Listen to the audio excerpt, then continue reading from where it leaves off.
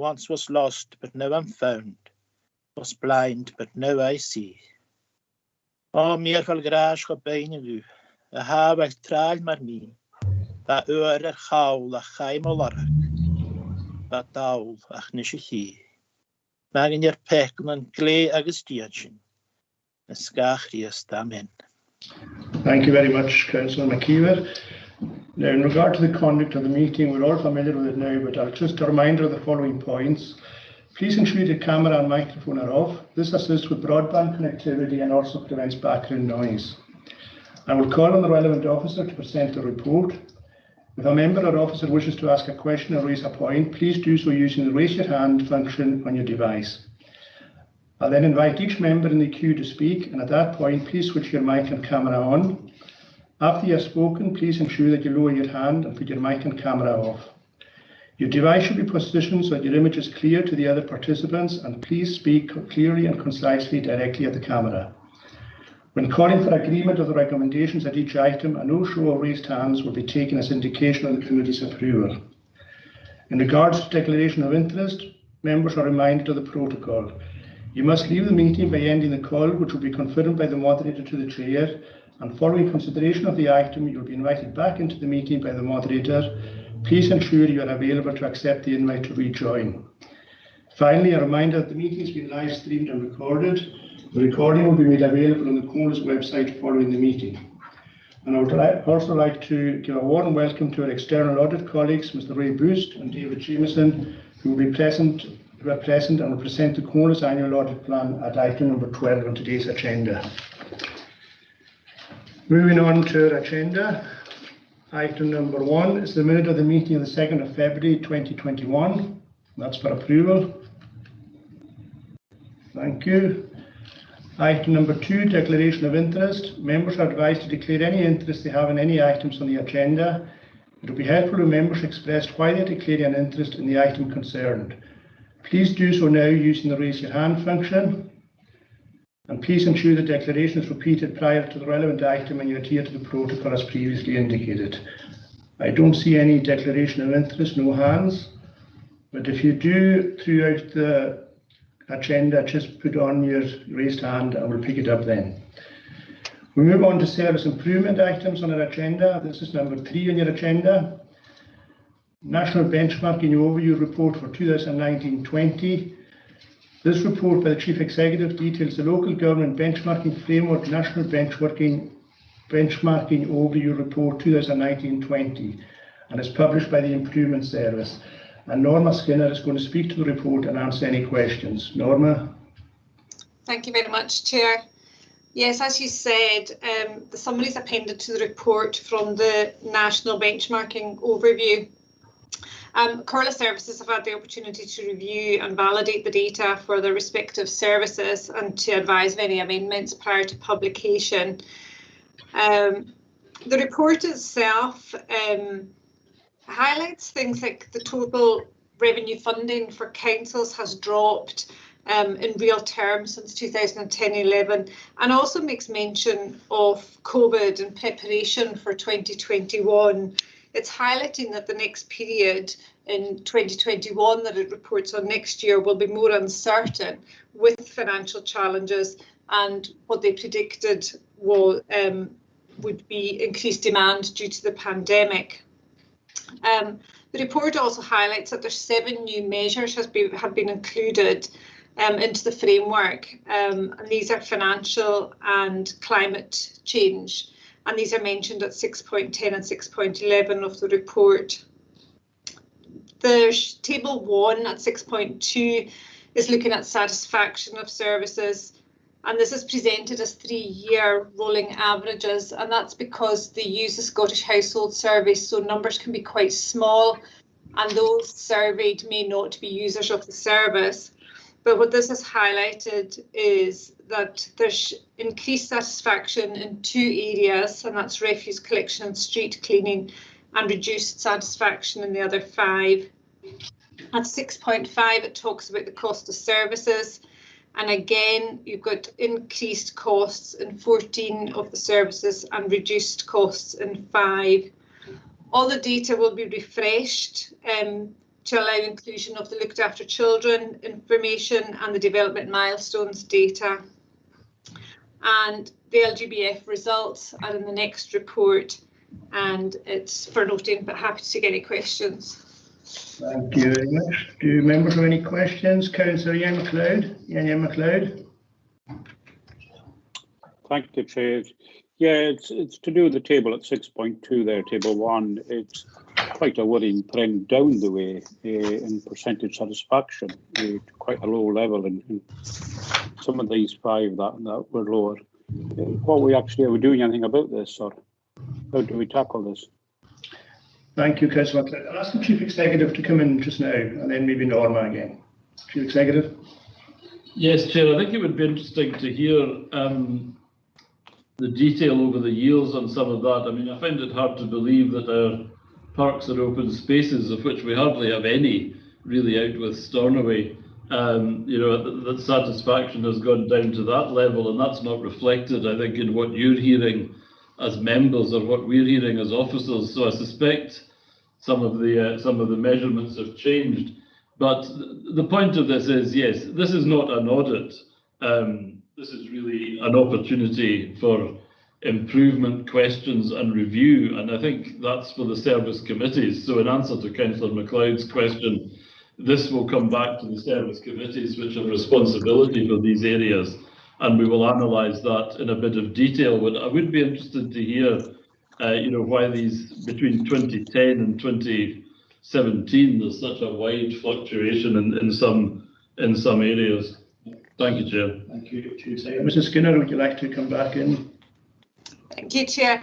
Yes, it's just to again highlight that the numbers are very low in the numbers that are actually surveyed for this. So there isn't a lot of necessarily confidence in the data, which is why Fiona's done 3-year rolling averages. And I'm sorry, the Improvement Service have done 3-year rolling averages with this.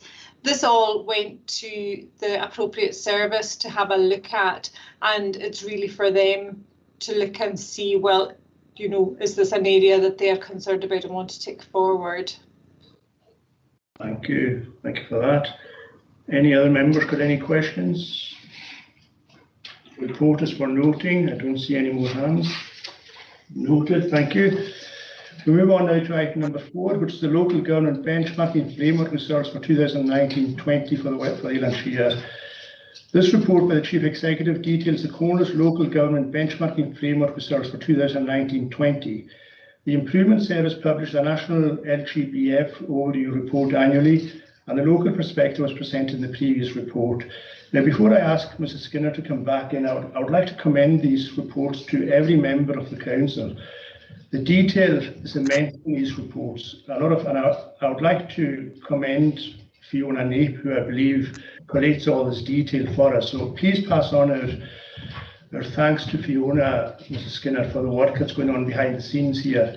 I was going to put an additional recommendation to this myself once we finish, and the report is for noting, but I would also like to include an additional recommendation noting that all heads of service will report on the prioritisation of their service LGBF indicators to the relevant service committees by June 2021, and that progress will continue to be monitored through the regular performance management reports to each committee. Now, I am conscious that some committees have had this at this series of meetings, but not all. So it's really, if we could add that as an additional recommendation, I would be appreciated. I would be very much appreciated if we could get that in. I'll ask you to come in and speak to the report, Ms. Skinner. Then I've got a number of hands, namely Ray McKenzie, Gordon Murray and Ian M. MacLeod in that order. So Mrs. Skinner, do you want to speak to the report first? Thank you very much, Chair. Yes, these LGBF results were published on the 28th of February. And as I was highlighting in the last one, we do have 7 new measures this year, 5 in financial and 2 on climate change, and that's detailed at paragraph 6.1. The responsible officers for each of the LGBF data sets is actually provided in the appendix, and that's detailing their areas of responsibility in the SPIs, and they should be able to answer any questions. As you've highlighted, heads of service have been asked to prioritise the LGBF indicators for their service, and I think that goes back to what we were saying earlier about not all of the PIs. You can see there's lots of PIs in certain services and they can't all be a priority. So it's really for the services and committees to look and see, well, what should they prioritise for action. The data again will be refreshed, as I was saying in the last report, and it's now been published on the Comhairle's website. There is a lot of data. And as you can see, the data has been provided now for 10 years. So you've got from 2010-11 to 1920, sorry, 9 years to 1920. So you've got quite a lot of data there to look through.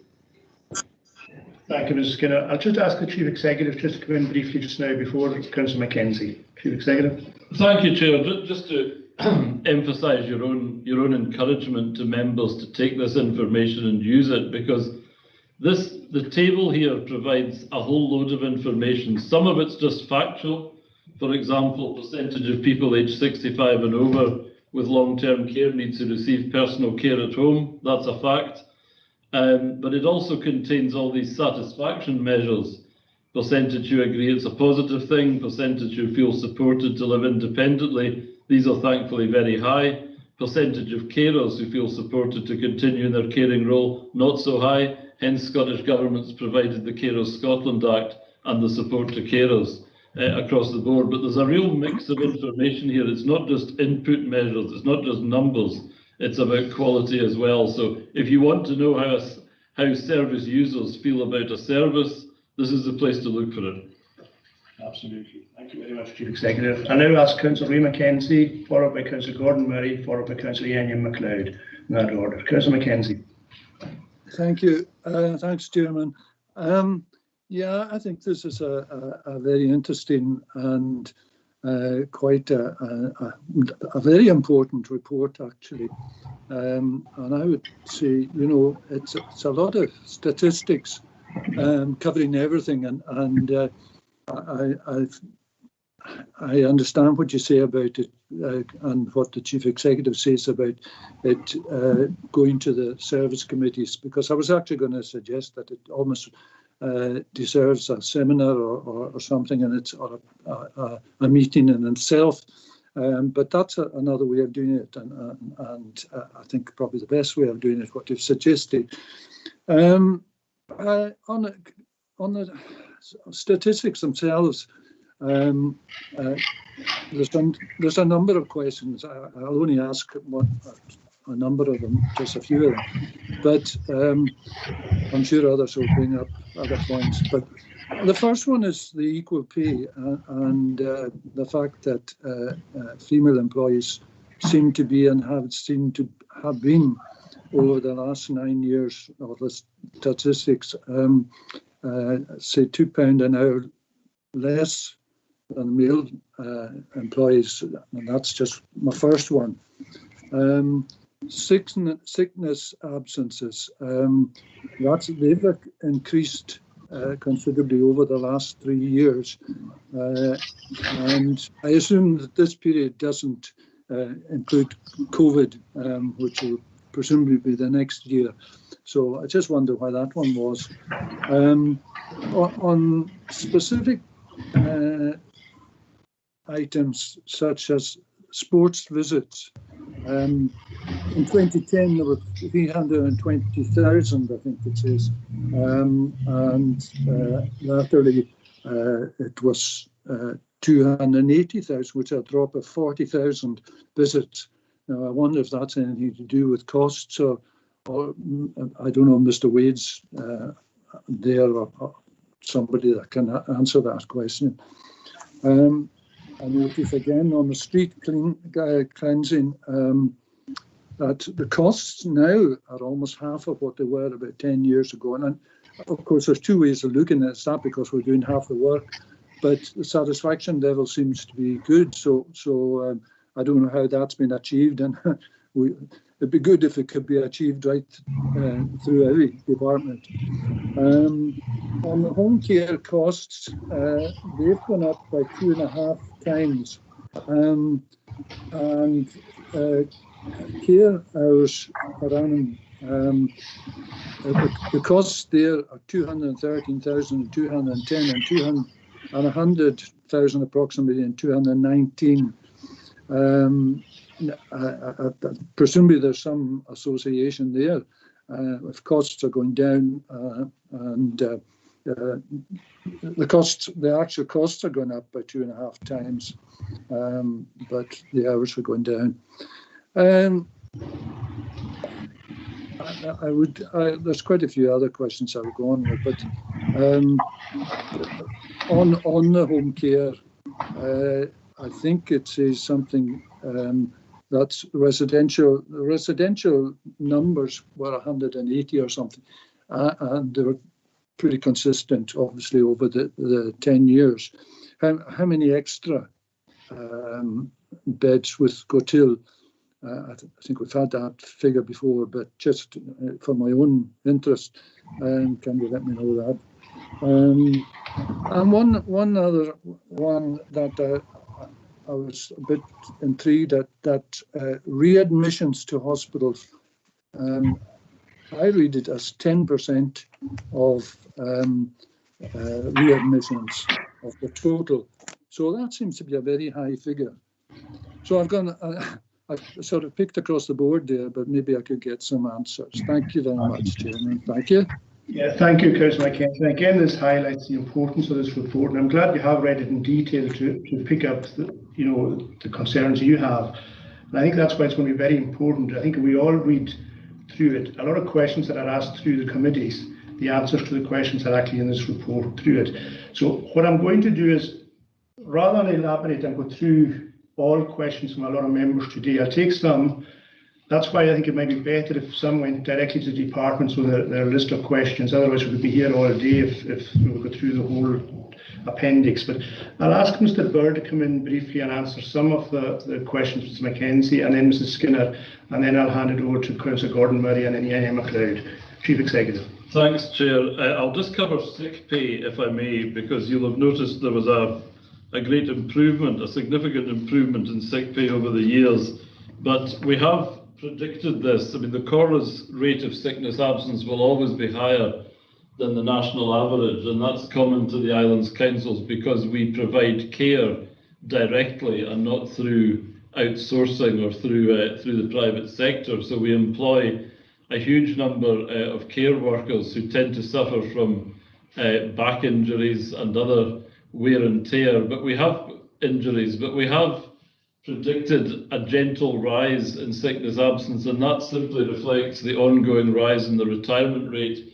the retirement age, which is now 67. As people get older and they're engaged in manual work, inevitably there is just more damage, and that's reflected in the gradual increase. But as those of you who are on Human Resources Subcommittee know, these figures are monitored on a quarterly basis, and action is taken as regards any hotspots, particularly in the non-manual section of the workforce, to ensure that the processes are there to challenge long-term sickness absence particularly. Thank you for that, Chief Executive. And now I'll ask Mrs. Skinner to come in and answer what you can of the questions Councillor McKenzie asked. Possibly maybe some you can't answer. I know one or two of the officers aren't present today. I don't think Mr. Wade is. Maybe you could direct Mr. McKenzie's question to Mr. Wade, and he could maybe get back to Mr. McKenzie out with this meeting. But Mrs. Skinner, do you want to come back and answer what you can of Councillor McKenzie's queries? Thank you very much. Yes, I think some of the service-specific questions I will have a lot of challenge in trying to answer. They are out with my area of expertise, but I can direct some questions to the officers and ask them to get back to members of this committee. The one thing I would like to address is the gender pay gap, and that is one of these areas we still have occupational segregation, not intentional, but just the way the workforce is. You tend to have more women working in care and more men working in manual areas and garages, etc., etc. And we also have low turnover rates, and I think that's one of the things as well that needs to be taken into account. when we're looking at the gender pay gap. The audit has been completed and is on the website for 2021. Ms MacDonald, the HR manager, has done that. As to the other areas, I will pass on to the relevant officers. I appreciate that, Mrs Skinner, and if we can put a timeline for them to come back to Mr Mackenzie and the committee with the answers, so that we can have it as quickly as possible. Thank you very much. Councillor Gordon Murray. First of all, Chair, I'm not a member of your committee. I welcome your comments on the Chief Executive's comments that these or part of these reports will be coming back for scrutiny at the service committees, especially some of the fluctuations that have been quite large. Some of them may be positive, others not so. So I welcome that. Councillor Mackenzie has obviously scrutinised it really well, his usual standards, and he's asked quite a few questions that I was going to ask. But the question I wanted to ask was about the local government benchmark framework indicators. Are these nationally set, or do we set these ourselves locally? And do we choose what indicators for our own relevance? Thanks. Thank you, Councillor Murray. Mrs Skinner, would you like to answer that point, Mr Murray? Yes, thank you. The LGBF indicators are set nationally, and there is 100 and I can't remember, 104 or thereabouts. And we don't do the housing ones and some of the children's ones. We do about 95 of the LGBF indicators, but they are set nationally. They're, when you're ranked 1 to 32 with the local authorities, it doesn't always make sense. So what they've also done is they've created family groups to try and group councils in areas that are like-minded. So you'll see the national benchmark, but you'll also see us talk about family groups, and that's about trying to get local authorities with the same kind of demographics or economic situations linked together for these. Thank you very much, Mrs Skinner. Thank you. Councillor Ian MacLeod. Thank you, Chair, and thank you, Norma, and the department for this kind of in-depth report. A lot of reading indeed. It's just a question, and I'm sure I raised this previously last year, looking at the tables there, in particular adult social care.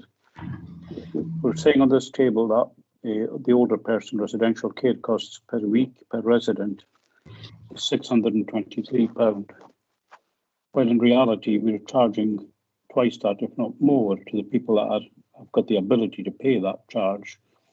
Where's the correlation there in between? How do we get from this cost we're saying it costs per week to what we're actually charging?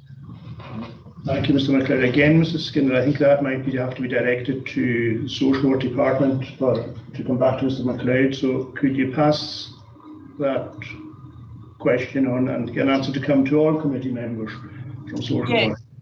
Yes, I will do. And also just to highlight to the members that the responsible officers are listed against each of the PI. So if they have any questions later on, they should know which officer and which area, if they have more questions later on. But I'll pass these on.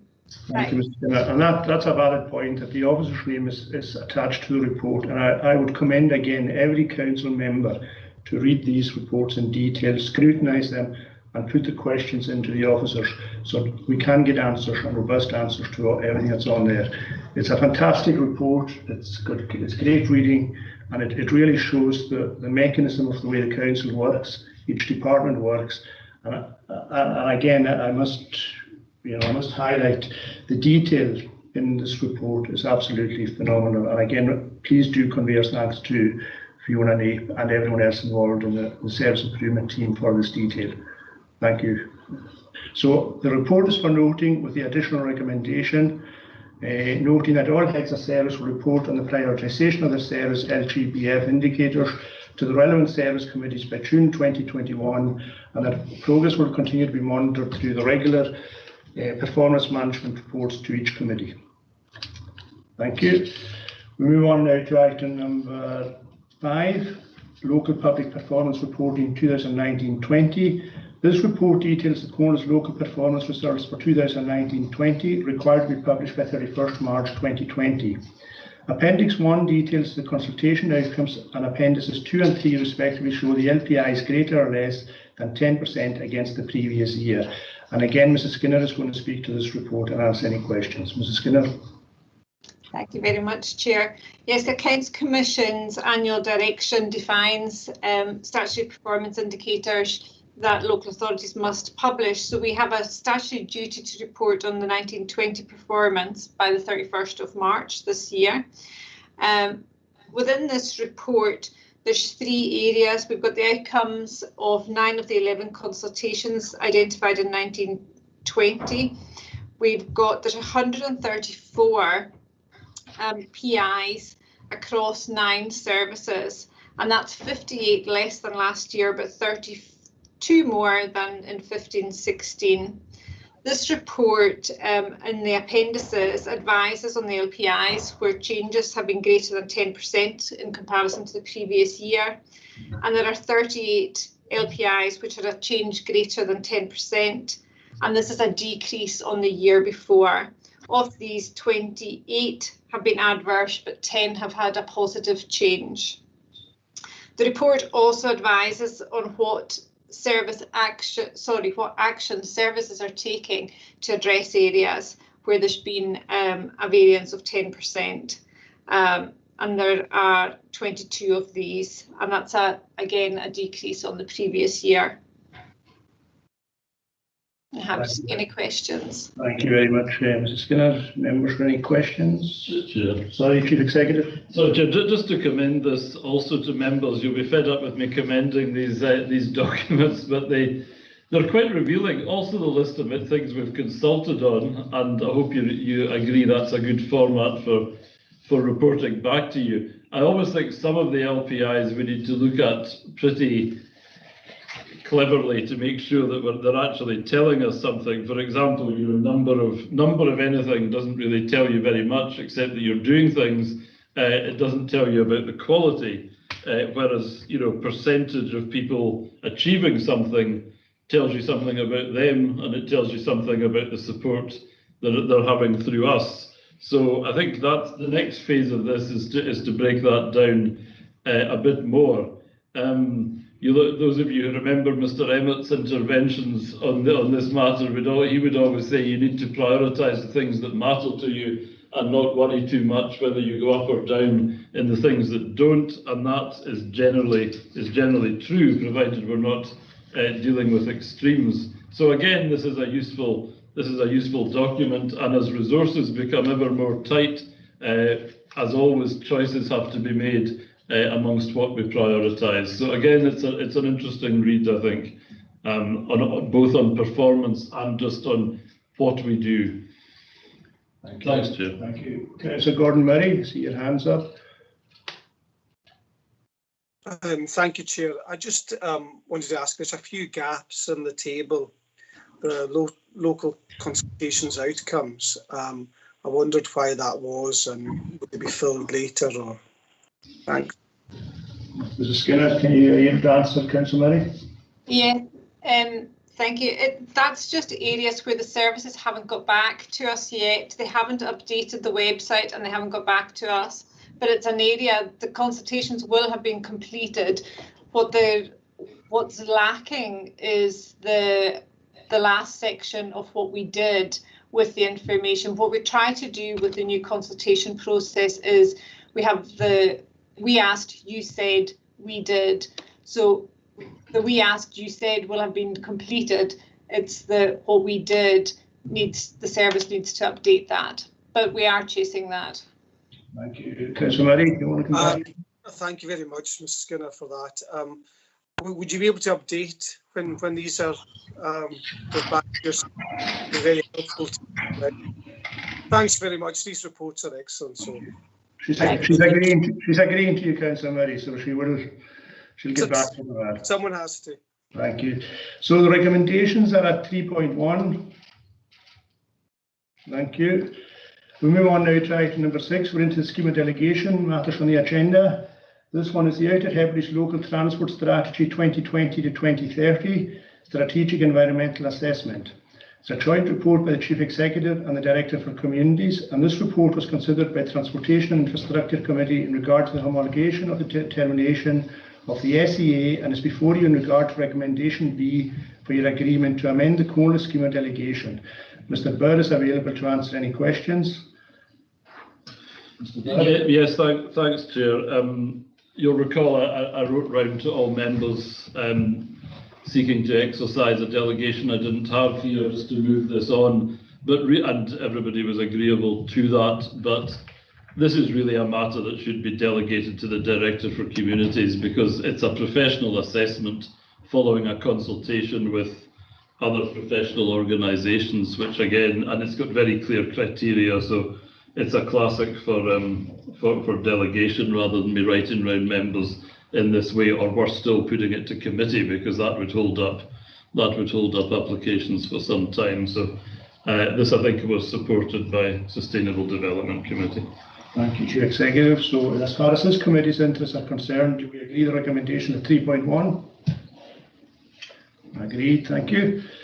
We move on now to governance issues. Item number 7 on your agenda. It's a review of constitutional documents.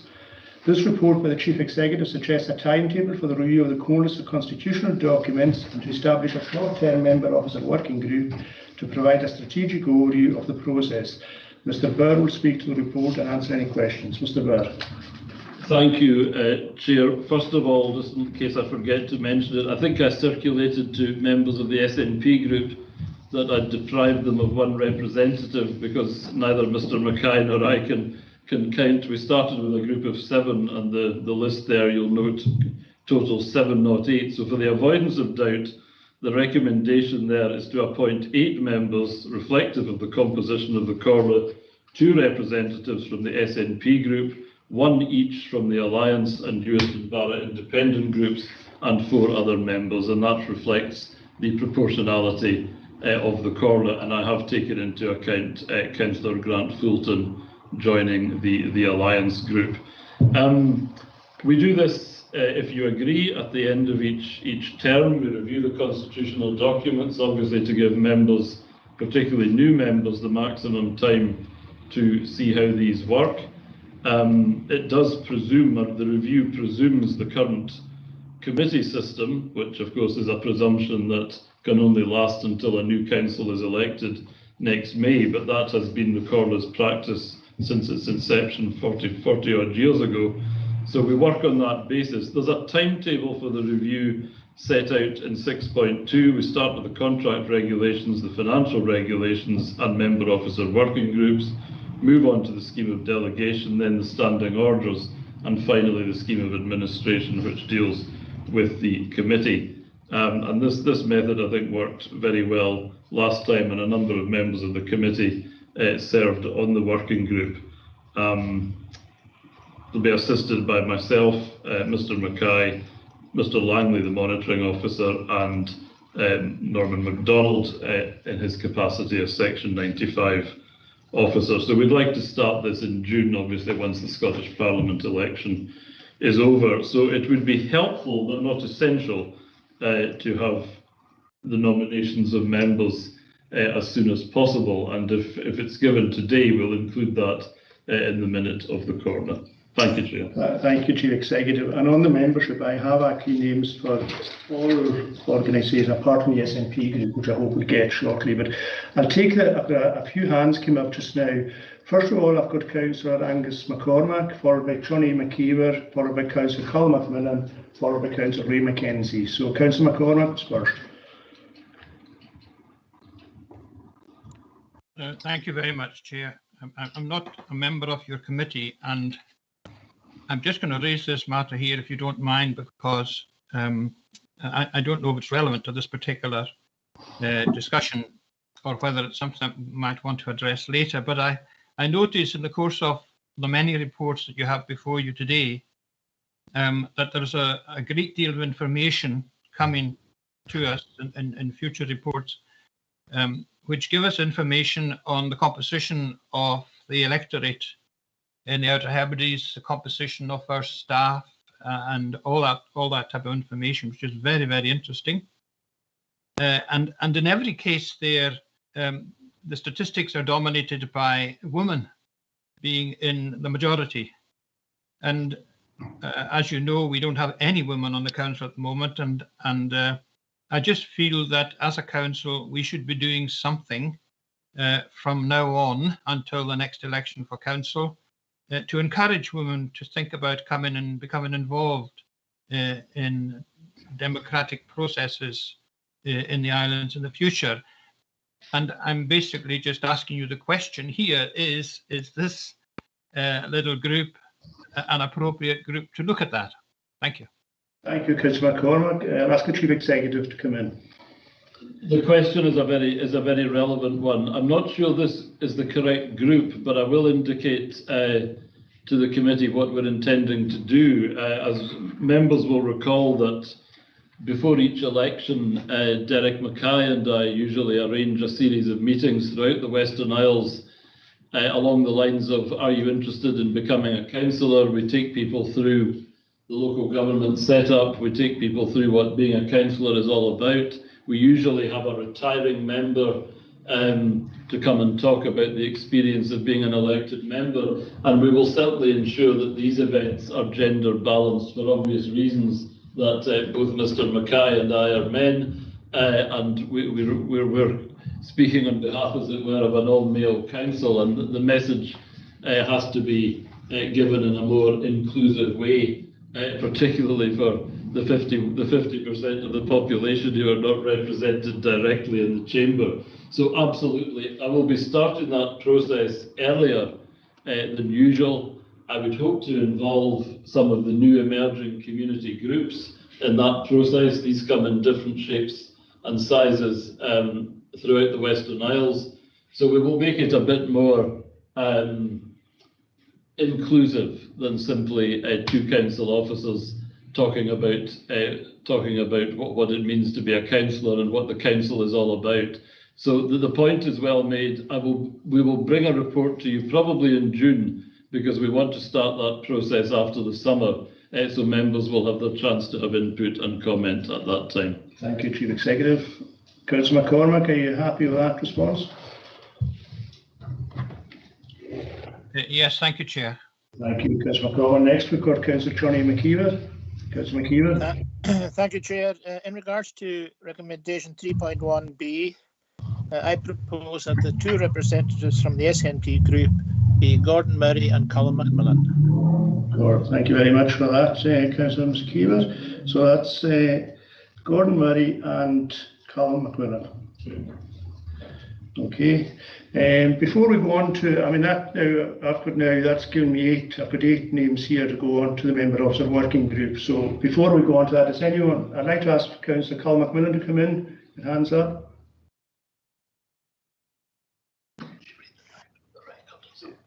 Thank you, Chairman. I was sneezing there as Councillor McKeever was talking, and I heard my name mentioned, but I was going to nominate Councillor Gordon Murray, Donald Manford, and Councillor Janae McKeever.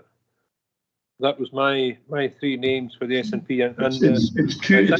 Sorry, Mr. McMillan. It's 2 names from the SNP. And we've already had we've got Gordon Murray and your own name been proposed by Councillor McKeever. Right. Oh, apologies. In that case, I would nominate Councillor Manford and excuse myself with my thanks to Johnny for putting me forward. Okay. Before we'll come back to that, so could I get Councillor Norm MacDonald now? Yes, thanks, Chair. I'm not a member of your committee either. I'd just like to back comments by Councillor McCormack with regard to moving now to reaching out to the entire community and with a view to improving democracy in the Western Isles. It was a conversation I started with Leslie MacDonald prior to her leaving due to her illness. Seems like a long time ago now, possibly 3-4 years ago, with regard to what we could do to encourage more women to stand as councillors. And I think the sooner the better, because if we leave it late on in the process, you need a run into the election to build up some kind of momentum and to let people know what you're about prior to election. You know, I noticed last election cycle, some candidates came to it quite late. So I mean, I have spoken to various people about this, and I think it's important that prior to an election, the groundwork gets done and the community profile of anybody wishing to stand, you know, is heightened, so that people know what they're about. And I fully back Councillor McCormack's notion of this going forward quickly rather than more slowly. And if we can use some of the senior council women officers as well to reach out and let people know what's involved in being a councillor. Yes. Possibly as well, we had 2 retiring councillors who were women last time out. I don't know, did we ever do an exit interview with them to find out the reasons why they weren't standing again, or to glean from them the potential difficulties they saw from themselves? I don't know, it might have nothing to do with their sex, I'm not entirely sure. But I think we need to reach out quickly to let people know how to become a more public profile, so that you do get a chance to have an idea what's involved in standing. So yes, I think we should make the case for a fairer democracy. You know, 50% of us in the Western Isles, are probably more, are women, and the representation on here is, well, it's non-existent. So we need to do more. Thank you for that, and that's noted, Councillor MacDonald. That's the intention. Yeah, that is the intention. Yeah. Councillor Trully McKeever, I think, you come back in again, yes? Yeah, just to accept Macmillan, Colin Macmillan's turning down the position and appointing Dalton Manford in his place. Okay. So Councillor McCormack, is it a legacy hand you've still got up? Or is it, do you want to come back in? Thank you. And Councillor McKeever, your hand is still up again. Thank you for that. Okay, thank you. So the report is for noting and to appoint 8 members to the working group as outlined in the recommendation. The 8 members for the record are from the SNP group, we've got Gordon Murray and Donald Matford. From the Alliance group, we've got Councillor Grant Fulton. For the US group, we've got Councillor Ian MacLeod. We've also got the convener, Councillor Don Crichton, Councillor Alistair MacLeod, and myself as Chair of Audit Committee. So that's 8 representatives for the member of the working group. Thank you. Okay, so we now move on to item number 8, complaints handling procedure. This report by the Chief Executive details the revised complaints handling procedure set out by the Scottish Public Services Ombudsman. The Scottish Public Services Ombudsman issued a revised CHP for all local authorities in December 2019 with an expectation of implementation in April 2020. The SPSO delayed implementation until 1st April 2021 to take account of the COVID-19 pandemic. The CHP is prescribed by the SPSO and subject to only minor local amendment. And Mrs. Skinner is here to speak to the report and answer any questions. Mrs. Skinner. Thank you very much, Chair. Yes, the new CHP as complaint handling procedure is required by the 1st of April, so due to go live on Thursday. That'll go on to our website. Part 5 of it, the customer services aspect, will go live on our website. All complaint officers in the department have been made aware. It's been circulated to see corporate planning team, and the procedure is there for all the relevant complaint officers and departments. Parts 1 to 4 is available for staff on the intranet. There's minimal changes really with this complaints handling procedure. They've changed the structure. It used to be 1 document, well, I suppose 2 documents, 1 for officers and 1 for customers. But you can see that they've split it into 5 parts, so that's 1 change. One of the interesting things that they have done is they've created a resolving complaints aspect. Before, a complaint could only be upheld, partially upheld or not upheld. But there's recognition that actually a lot of complaints can get resolved with a phone call, with the service delivering whatever it was supposed to do, etc., etc. So resolving complaints is very welcome. Agreeing the complaint and the outcome sought is another new area they're suggesting, and that is about when somebody makes a complaint, they're very often not articulating what they want the outcome to be. And it's very good, I suppose, for us to be aware right at the beginning of what somebody is looking for as an outcome and whether that's realistic, whether that's achievable, and obviously then as part of the investigation looking at whether it's reasonable. We're also got a new time limit for making complaints. It used to be that complaints, there's a 6-month time limit for raising a complaint, but now they've added it that anybody escalating a complaint from stage 1 to stage 2, it's now going to be done within 6 months.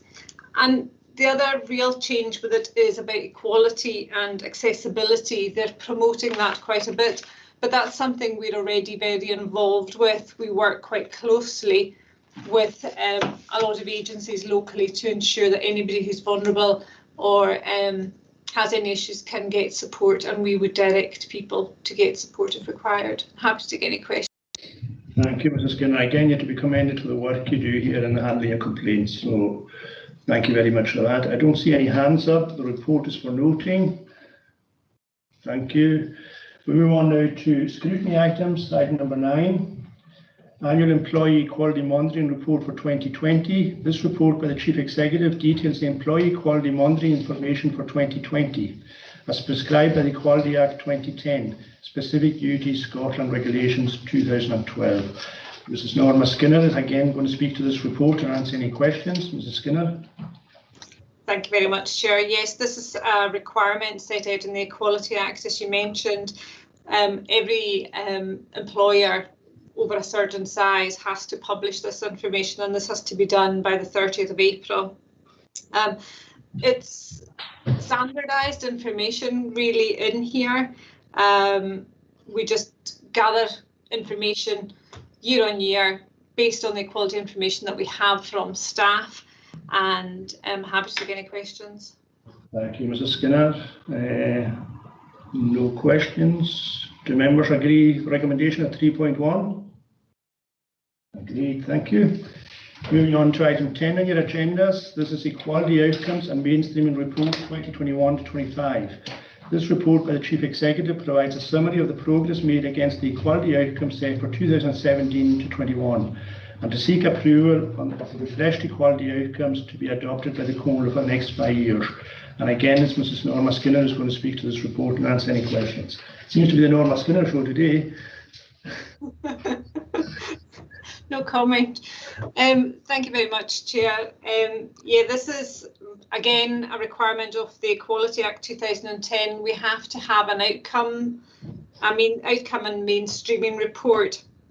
We've got the progress report for 2021 there, but we also had a requirement to do a new report for 21 to 25. We went out to consult on this on the Comhairle's website.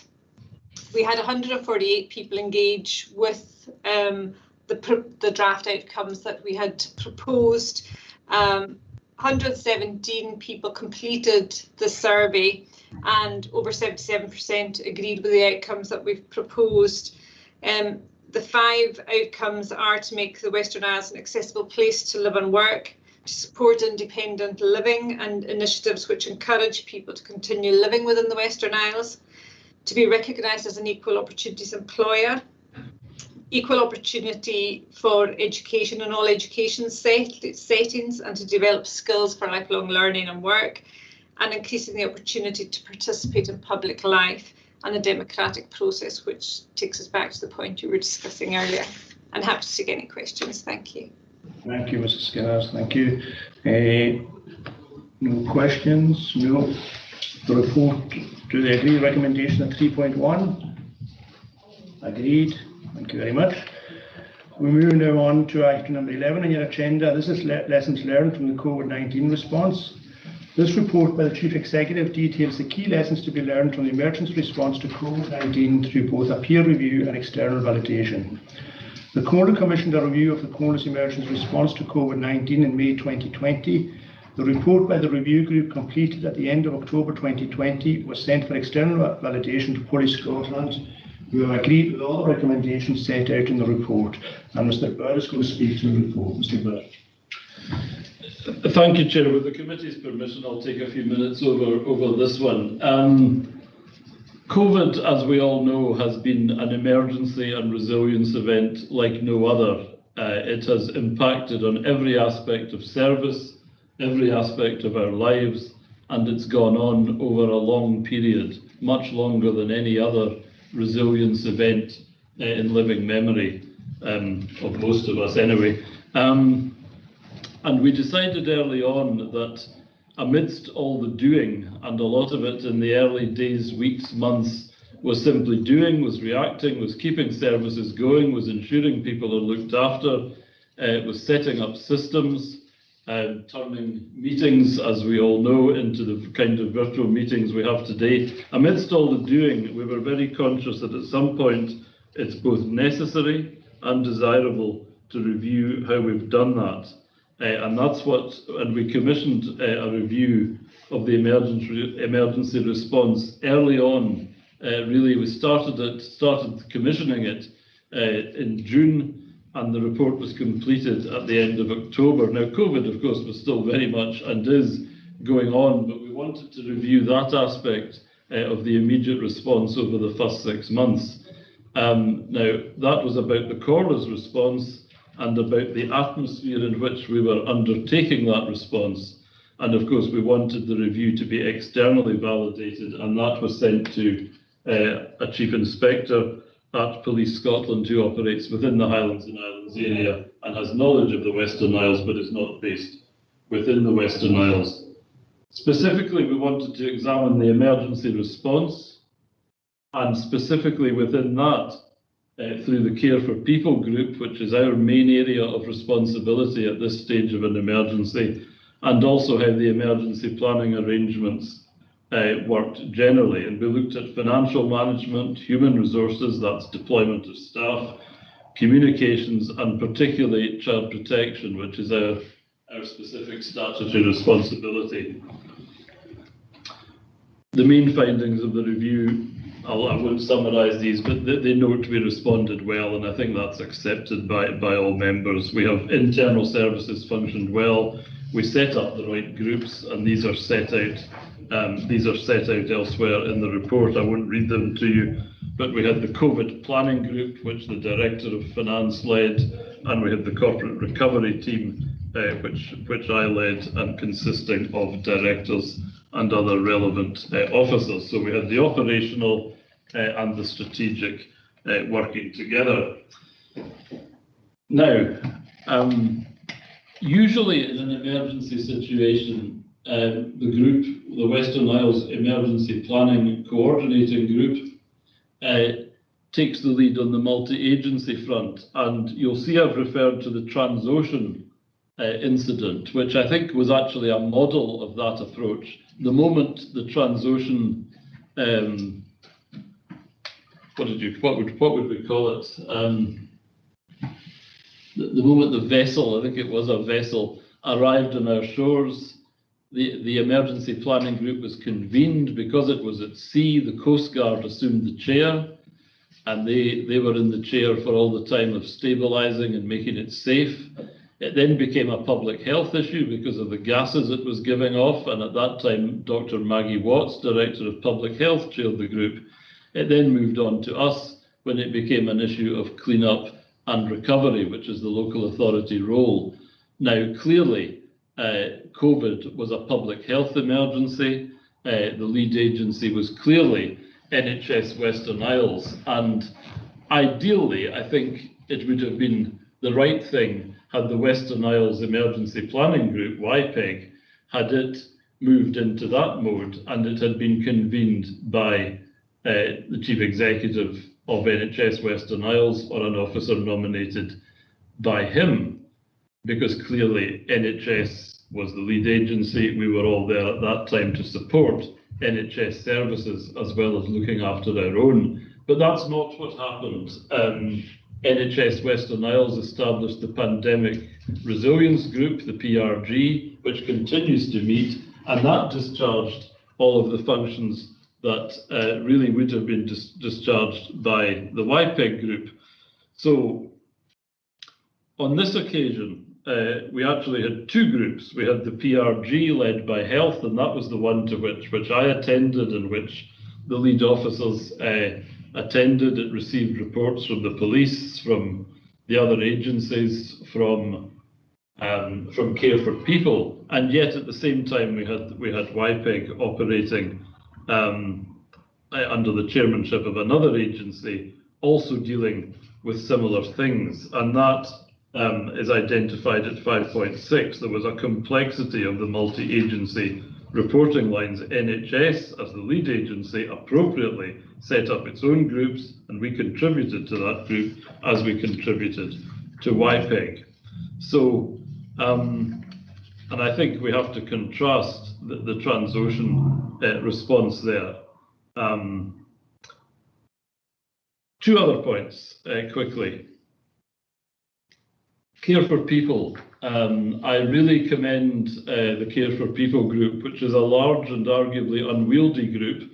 And one of the recommendations of this report is that we review the membership of that to make sure everybody there has a similar role. But Care for People, led by Kirsty Street, the service manager in the Health and Social Care Partnership, they did a marvellous job, and they did a marvellous job reporting both to the PRG and to YPEG, and it's really good to note the review there that everything that was organised through that group supported people, which is what its name implies. The other issue is Euston Barra. YPEG has a Euston Barra subgroup, and that continued to operate. And when these criticisms are made, this is not personal, this is not organisational. This is simply to say, looking at how this worked, did it or didn't it? And the feeling is that neither the group nor those on it had the authority to take effective decisions as regards the management of COVID in Euston Barra. These decisions were taken in Stornoway. They were taken by officers on the PRG, and that may well have been the right thing. But the future, we also asked for a review of the future role and operation of the Euston Barra subgroup, and I have been speaking to Councillors Steele and McNeill, particularly, who were members of the subgroup, on the future of that group, and we think we have a better way forward. I have, of course, shared these conclusions with YPEG, and YPEG will either hold a special meeting to talk them through, or we'll deal with them at the AGM. And I have also asked for a meeting about the Euston Barra subgroup, because I think we need to do better than was done then. I want to conclude this by saying, though, it is better to have too much, and we had too much administration here. It's better to have too much than too little. I hasten to add, everybody on whatever group they were, worked to the common purpose. That's the good message of all of this. Everybody did what had to be done. Everybody made themselves available and cooperated to the goal. But we have to recognise the structure needs a bit of clarity, and it did have duplication. But everybody did what they had to do, and there was nothing lost from the approach, I suppose, that was adopted. It just, in my view, and in the view of the review team, and in the view of the external advisor, it just was a bit elaborate. Everything benefits from review. COVID is unique. No one is casting blame here, but we're just saying it's a good thing to review, and we have to be honest about where that review takes us. So we've done a review. The conclusions are clear. If I can take you to 9.3, right at the end of the report, there are some specific recommendations there. I won't read them out to you, but they're fairly clear and they're consistent, I think, with what I've said. And those recommendations are commended to you, and we will take that, of course, to YPEG in the first instance, and then back to this committee by way of a report. Happy to take questions, Chair. Thank you very much, Chief Executive, and I welcome this report. It's a very robust report, and I think there are lessons to be learned from it. The recommendations are quite clear, like you said, they're at 9.3, and for us to recommend put the colon over the report and approve the conclusion set out at paragraph 9.3 for action by the Chief Executive. Progress to be advised by way of further report to this committee. So, do members agree that recommendation and all the recommendations at 9.3? Yes, thank you. Thank you very much. Now, I want you to move now to item number 26 on your drop boxes. I want to take it at this juncture in the agenda because I think it fits in before we go on to audit matters, internal audit and external audit matters. This is a late report at item 26 regarding the transfer of the internal audit function. Now, I'd like to take this before we move on to the main items of audit and the audit teams. The report is for noting and confirms the reporting lines for the internal audit team will be the Chief Executive following Robert Emmett's departure, and this was agreed by Human Resources Subcommittee in January 2021. Are members happy to note this report? Yes, Chair, just for the avoidance of just for additional information, I have of course discussed that with Mr. McCaskill, who has to report directly to one of the most senior officers of the Comhairle. He cannot report below that level, and Mr. McCaskill and I have discussed the matter, and this follows his own recommendation. Thank you, Chair. Councillor Gordon-Murray. Thank you, Chair. I just wanted an update of, obviously, Robert's departure has left quite a gap. What's the update of trying to fill the vacancy? Because it's hugely important to get a director in at this stage. Thanks. Thank you, Councillor Murray. Chief Executive. Thanks, Chair. It's really a matter for which our subcommittee, which considered a report on that very issue last week, so there will be something on the minute, Councillor Murray, which takes you through the process. I too am very keen that we make an appointment as soon as possible, but I did want to wait until there was a reasonable prospect of movement throughout the country, and that firstly we could interview candidates face to face rather than remotely, but also I think it's a real disinhibitor to people applying for posts when you can't even leave the area you're currently in, and that's the advice I think across the board. I mean, public sector recruitment has largely ground to a halt, except where there's absolutely essential appointments. So it's our intention to advertise the post as soon as possible after the Easter break. Thank you, Chief Executive. Thank you. We now move on to item number 12, which is external audit. This report by Audit Scotland is the Comhairle's annual audit plan 2019-20 and provides an overview of the planned scope and timing of audits in accordance with international standards on accounting and relevant guidance. Now, I think it's Mr. Ray Boost, which I want to welcome you from External Audit. Ray, you're going to talk to the report and answer any questions. Mr. Boost. Thank you, Chair. Good afternoon to you and good afternoon to all members. First of all, just an apology on behalf of my colleague David Jameson, who unfortunately took unwell yesterday and advised me this morning that he wouldn't be able to attend, but does send his apologies and as you say, I'm here to present the plan. As you rightly say, it's our annual audit plan, which sets out our planned work this year. I don't propose to talk in any great detail about the plan. Members will recognise that it's largely similar to the plan that we set out at this time each year.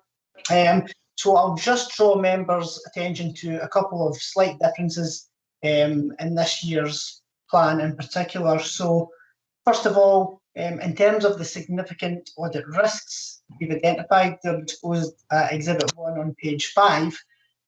And just a couple of points to make on that. First of all, you'll see that we've rebutted the risk of fraud in respect of income recognition and in terms of expenditure, and we've set out from paragraph 7 our rationale for that. I'm happy to take any questions, of course, on that if there are any. The second point to make would be that there is a specific risk this year in terms of COVID-19.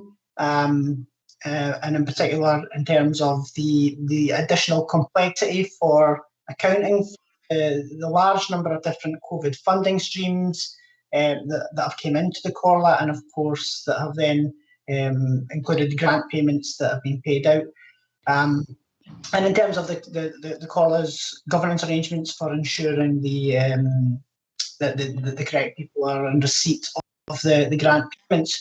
So we've set out, as we always do, our audit response to the risks around COVID-19, and of course that is just something that's very sort of appearing for the first time in one of our plans.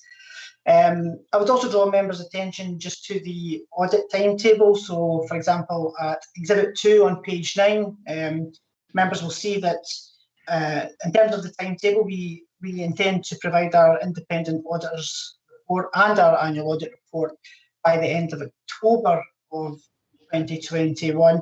Members will remember that last year the deadline was moved to the end of November, reflecting the impact of COVID-19 and remote working and remote completion of our audit. This year, in accordance with the accounting regulations, we will do that for the end of October. So obviously, as we progress, then hopefully we can get a committee convened in October to complete that process. And just finally, Chair, just on best value, Exhibit 6 on page 16, you'll note that 4 local authorities have their best value audit report in 2021. Under normal circumstances, that would have included the Comhairle, but in this COVID-related climate, the Comhairle's DV report will now have the work undertaken. I think it will be early in 2022. With a plan to report that somewhere around the summer of next year, so summer of 2022 for the BV report. And finally, just to confirm, as always, we will follow up on all of the recommendations that we made in last year's annual audit report in November, and so we will report again on progress that has been made with these in our annual audit report at the as we get to October. So as always, Chair, thank you, and happy to take any questions from any of the members. Thank you very much, Mr. Priest. And again, it's a good report before us here, and we do value the work that external audit do for the Comhairle. Before I open up for questions, could I offer good wishes of the committee to David Jamieson? Please pass that on. Councillor Gordon Murray. Thanks, Chair. I just want to draw attention to the audit risk number 3, which is, or number 2, sorry, is it exit, number 3, sorry, exit packages. And there's a, on the first column, the last paragraph, it says there is a risk that the exit package disclosure note does not accurately reflect the packages agreed by the Comhairle. Now, I'm a bit taken aback by that. I would imagine that it would always be accurately reflected in the accounts. What's the grounds for saying that, and why do you have a concern over that? Mr. Hughes, do you want to come in and answer, Councillor Murray? Yes, thank you, Chair.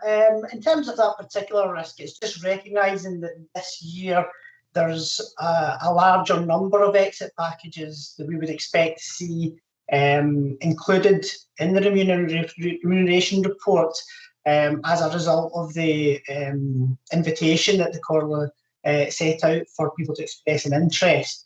So the risk primarily reflects the fact that there would be an additional number of those, and in terms of the specifics, there's probably a couple of things. One is that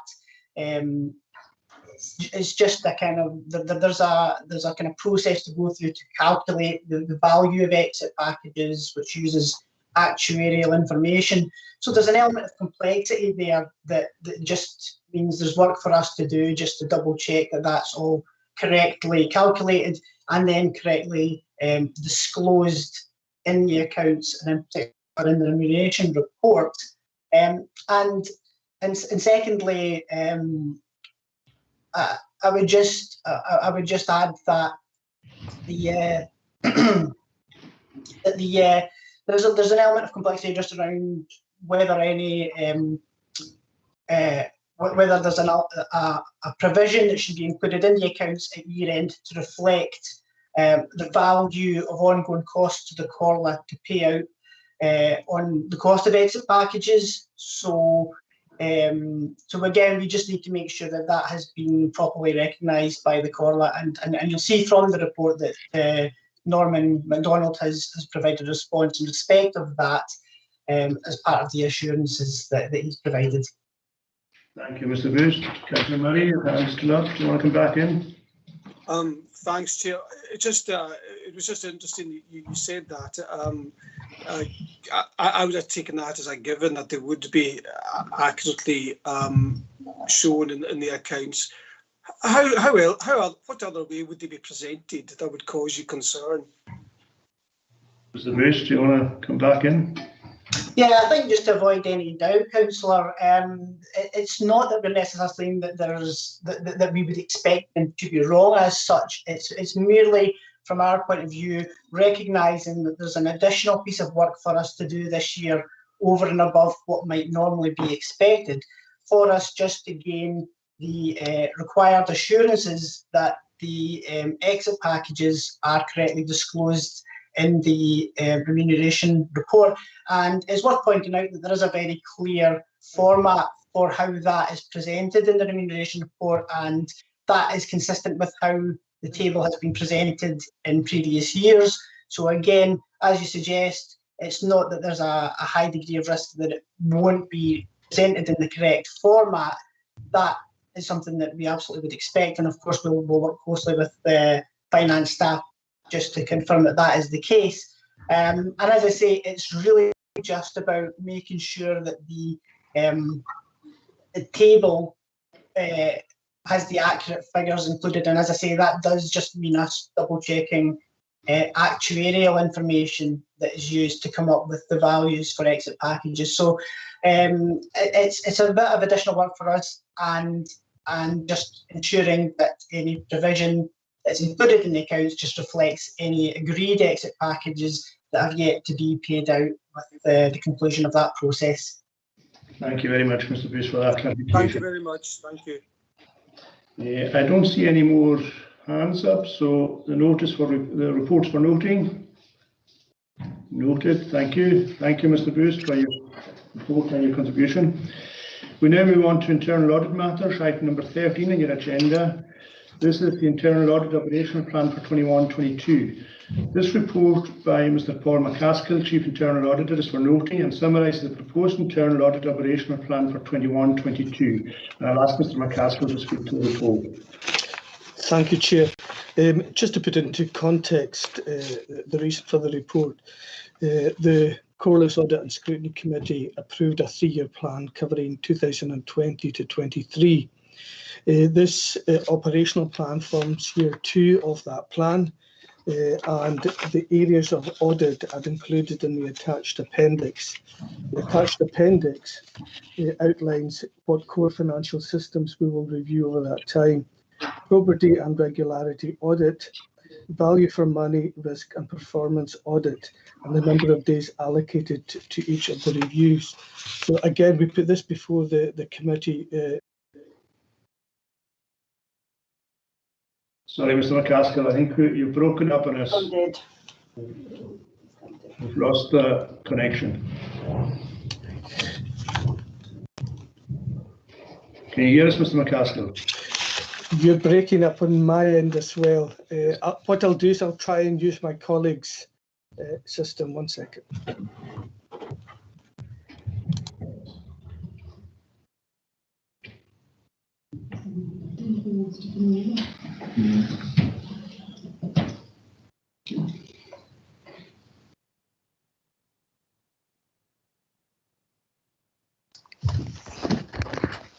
Can you hear me? Yes, we can hear you now. We can hear you now, Mr. McCaskill.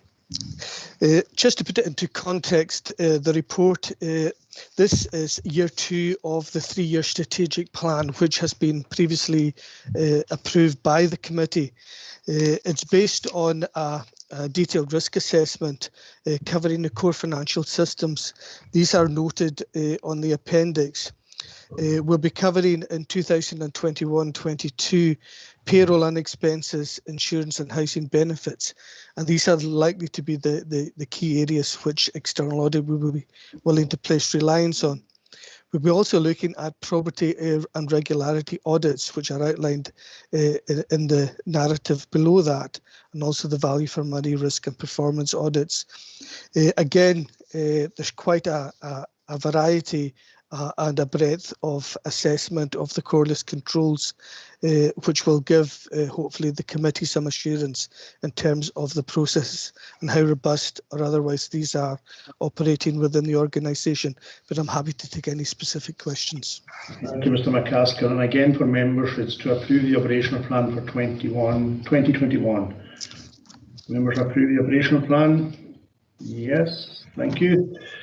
Item number 14, Internal Audit Progress 2020-21. This report by Mr. Paul McCaskill, Chief Internal Auditor, summarises internal audit activity for the period 1st April 2020 to 15th March 2020. Mr. McCaskill, you want to speak to the report? Thank you, Chair. Just to outline, as it has been for many sections, it's been a very busy year. Taking you through the report on page 3.1, these are the three areas that we're currently working on, and we've issued all of these reports now in draft. So we're just concluding the final elements of the 2020-21 work. On paragraph 4.1 on page 2, we've got three follow-ups which form part of the agenda. In conclusion, as previously stated, it's been an extremely busy year for the section. Primarily, initially when COVID-19 took off, a lot of our work was reviewing a number of intelligence items coming in with regard to potential frauds and making sure that the Comhairle were one step ahead in terms of its processes and keeping us out of harm's way against those that are willing to or trying to undertake such negative actions against public bodies. In relation to the transactional testing that we increased, we normally sample a size of 30. We increased that to 40 for our key financial systems. This will allow further reassurance to the committee, and also it covers a lot more transactional checking, which will help to give some insight into how robust any of the payments that we're making through our systems. So again, that is additional work we undertook this year. As well as that, we had our EQA assessment, which was undertaken by Orkney Islands Council, and a significant piece of work and preparation had to go into that. So in terms of conclusion, we have exceeded the 80% threshold of the plan, in addition to all of the other items mentioned, and also the work we do for the IGB and the Harbour Board. So it's really to really thank both Mrs. Macaulay and Mr. McCaskill, who form part of the team, for a significant amount of work for quite a small section. And the snapshot of all our work is on page 3 and 4 with regards to all the planned work for this year. I'm happy to take any specific questions. Thank you, Mr. McCaskill. And I too would echo, and I would want to thank on behalf of the committee for all the hard work and diligence that it is a small team that yourself as Chief Internal Auditor and the team do. You'll have noticed even this series of meetings is the biggest agenda series that we have, as has been in the last couple of meetings. So that does show the workload that is going through a very small team, and you've all to be commended for all that work. Councillor Gordon, Mary. Thank you, Chair. I would agree with your remarks that it is a small team and it does a pile of work. And thank, on behalf of our group, we thank Paul and his team for all the work they do. I was wanting to kind of talk ask Mr. McCaskill a question on the reports and work in progress in respect of 2020-21, and there's an item in there that's an update, organisation, redesign and savings, and I want to ask Mr. McCaskill, how many restructures has there been since 2017, and which one will the savings be based on, and is there one currently happening, and is there any others planned? It's just, there's quite a lot of, as I mentioned previously, a bit of a state of flux, and I'm sure it's quite concerning for staff to be constantly in the state of a restructuring. So hopefully we'll see an end to it. But what savings are, what restructuring is it going to be based on? Just to clarify, we're actually, it's an update of the previous work that we undertook. It's in relation to the ongoing savings which the Comhairle have agreed to make both this year and the year ahead. It's not looking at restructuring per se. That would be a matter entirely for HR and the HR subcommittee to deal with, as well as Comhairle. This is looking at whether the Comhairle has achieved the savings it's anticipated during the redesign phase, and also the 10% savings that were required to be identified, and have these been applied in terms of going forward, and are we monitoring these savings correctly to ensure that there is no large surprise at the end of that 2-year period, for example, if savings fail to materialise. So that is the purpose of that review. Well, thank you for the clarification. Thank you. Thank you, Mr. McCaskill and Councillor Murray. Members agree to note the report? Agreed, thank you. We move now on to internal audit completed reviews. The following 4 items on the agenda relate to final reports as part of the operational internal audit plan for 2021. Item number 15 is treasury management. This is a final report in respect to the review of treasury management undertaken in February 2021. The treasury management team consists of a principal accountant, a treasury manager, and an accounting technician. And Mrs. Chrissy McCauley will speak to the report and answer any questions. Mrs. McCauley. Thank you, Chair. If I can get members to turn to 1.4 of the report on page 2, areas of good practice. We identified a couple of areas of good practice during this review. And then at 1.5, the concluding remarks, we're pleased to report that there was no significant issues arising from this review that could be reported to management. And at 1.6, based on the audit work carried out in this area, our overall opinion is that a substantial assurance label can be placed in Treasury Management. Thanks. Any questions? Thank you very much, Mrs. McCauley. And thank you, Chair. We have Norman MacDonald present with us if anyone has any questions, but I don't see any questions. No. Okay, the members agree to note the report. Noted. Thank you. Thank you, Chair. Move on now to debtors. This is a final report in respect of the review of debtors undertaken in January and February 2021. The debtors section forms part of the Revenue and Benefits team and are responsible for the administration of debtors as well as managing debt recovery processes. For the first half of the year, debt recovery was put on hold in response to the COVID-19 pandemic, with staff reallocated to assist with the rollout of emergency business grants. The report makes 11 recommendations, and Mr. Robert McCaskill from the Internal Audit Team will speak to the report and answer any questions. Mr. McCaskill, good afternoon. Thank you, Chair. Good afternoon. Paragraph 1.4 on page 2 outlines areas of good practice. There's experienced and dedicated staff within the section, and reconciliations are also being done in a timely manner. Paragraph 1.5 below our concluding remarks outline the need for managers to be reminded to cease users on systems when leaving employment or moving roles. We also identified late invoicing in one service area where we recommended management review arrangements in place. We said that quarterly reports outlining debt levels should also be sent to departments for monitoring and review. Most of the recommendations were of a housekeeping nature, however, with a full list of recommendations on page 4. Section 2 provides full details, and an action plan has been agreed on page 18 with management. Happy to take any questions. Thank you, Mr. McCaskill. And I'll just ask Mr. MacDonald, who is present, maybe to come in and talk us through the action plan and progress to date. Mr. MacDonald. Thank you, Chair. I don't think there's anything in the report that I was actually too concerned with. Like Robert said, most of the actions were of a housekeeping nature. In terms of ceasing people on the system, that's probably a wider issue in terms of all the council systems, and it's one that we'll be taking forward with IT. Some of the actions have already been completed in terms of reminding departments about some of the actions they should be taking, and everything else will be taken forward after year end by the Revenues and Benefits Manager. Happy to take any other questions. Thank you very much for that, Mr. McDonald. Thank you. I don't see anyone put their hands up, so members agree to note the report. Noted, thank you.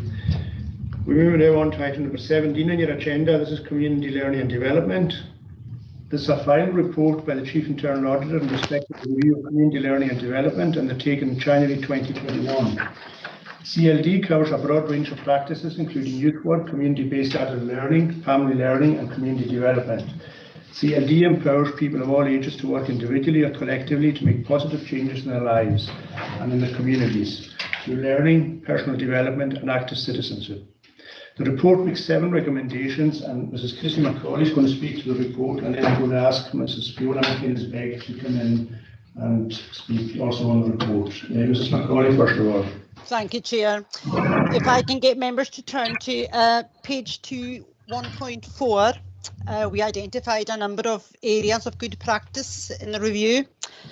And then at 1.6, based on the work carried out, we can, in our opinion, a reasonable level of assurance in this area.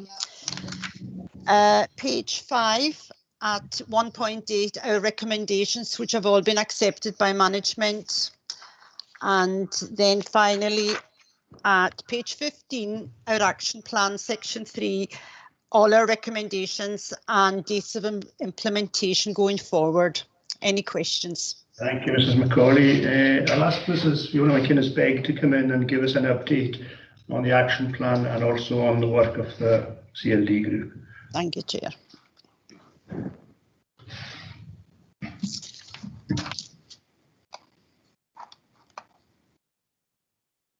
You there, Mrs. Begg? I am indeed. I beg your pardon, forgetting I had to let myself be viewed and be heard. So yes, as Ms. McCauley said, outlining the good practice that was found in the course of the inspection at 1.4, and pleased to see that you know, in the time in response to our COVID conditions, we're still managing to deliver a number of courses to the community and to find new ways to engage with our target audiences, using a variety of different platforms to ensure our engagement was high. 1.8, the recommendations, and on page 15, the action plan. We're on course to complete all of our targets at this stage, and hope that that won't change as we move forward throughout the year. So happy to take any questions that the members have. Thank you very much for that. Members, for any questions for either Mrs. McInnes-Begg or Mrs. McCauley? No questions? No? Okay. Members agree to note the report? Okay. Noted. Thank you very much. Thank you both very much. Chair. Move on now to item number 18, Access Security Computer Audit Review. This is a final report in respect of the review of computer access security undertaken in January and February 2021. User access management is a key requirement in any organisation to ensure that only relevant staff have access to the groups and systems relevant to their role. Failure to adequately manage access rights and permissions increases the likelihood of fraud or misuse. The report makes 13 recommendations, and Mr. McCaskill will speak to the report and answer any questions. Mr. Paul McCaskill. Thank you, Chair. On page 3 of the report, you will note that there are a number of findings but in particular on page 2, you will note there are a number of significant areas of good practice, and it's worth reflecting on these. Our computer auditor that undertook this review highlighted that we have a number of key documents and processes which form a good practice, and it's important that that's also reflected. In terms of our findings, which are outlined on page 3, 1.7, there's a general need for staff that either leave or new staff that join the Comhairle or those that move to other departments, their access is reviewed and assessed in order to make sure that when folk leave or move, appropriate access is either removed, amended, or implemented based on risk assessment, and also that access is suitable to their work need. In addition to that, the need to update our information security policy as changes have occurred within the Comhairle and things have moved on, that policy requires to be updated and made available on the internet for staff. Formal approval of IT staff privileged accounts also needs to be undertaken, and access is limited to that appropriate need, and that is reviewed on a regular basis. In addition to that, the Comhairle undertook and implemented a process of information security training for all staff, and it's important, in fact it's very important, that all that training is delivered through the mechanisms that are in place, and that staff actually undertake that training. The training is very good and it's very straightforward and quite simple to use, but it's important that all staff undertake that training in order to minimise the risk to the Comhairle going forward. On the whole, it's a very good report. You will note that there's one item in red which I've redacted because in terms of security and best practice, but I'm happy to make that available to members if that is required. But the reason why I've redacted it is that I wouldn't want that to be aware into the general domain of the public. It's not that the public are the risk, it's unscrupulous individuals that may access the information. So I'm quite happy to provide additional detail on that if that's required. But on the whole, it's a very good report, and the action plan towards the end of the report has all been agreed by management, and we'll continue to monitor that and report back in terms of a follow-up. I'm happy to take any specific questions. Thank you, Mr. McCaskill. And before I open it up for questions, I'm going to ask Mr. Nicholl to come in and talk us through the action plan and work to date. Mr. Nicholl. Aye, thank you, Chair. This was quite a late in the day report, and there hasn't been a great deal of progress made on the action plan, other than the redacted item, which is currently being worked on. I can't add a great deal more than what Paul has added there. He's highlighted the areas that need improvement, and it mainly comes down to process and keeping on top of training and policy documentation updates. So going on to the action plan, there's most of the actions fall under my responsibility, which will be to put and tighten up the processes that we currently have in place for user management. And we also need to look at how we manage the training course, the information security training course going forward. We need to come to an agreement on where that responsibility lies within the organisation, whether that's an IT function, training department, HR. So I will be holding conversations with the relevant parties to discuss how we manage the training. It has been highlighted that not all 100% of staff carried out that training. So it does require an element of following up and hard dates put in place for completion. Thank you for that, Mr. Nicholl, and for the assurance that you do give us. And like Mr. McCaskill has said, there will be a follow-up report on this in due course to this committee, so we look forward to progress there. So do members have any questions for either Mr. Nicholl or Mr. McCaskill on this report? No questions. No. Do members agree to note the report? Agreed. Thank you very much. Thank you, Mr. Nicholl. Thank you. Thank you, Moving on now to item number 19, performance indicators. This is the final report in respect of the review of performance indicators undertaken in March 2021. Councils have a duty under the Local Government in Scotland Act 2003 to make appropriate arrangements to report publicly the performance and delivery of their functions and services. The Comhairle reports on 135 local performance indicators, as well as the statutory reporting to the local government benchmarking framework. The report identified no significant issues arising from this audit that requires to be reported to management. This is an excellent report, and I'm going to ask Mrs. Chrissy Macaulay to present the findings. Mrs. Macaulay. Thank you, Chair.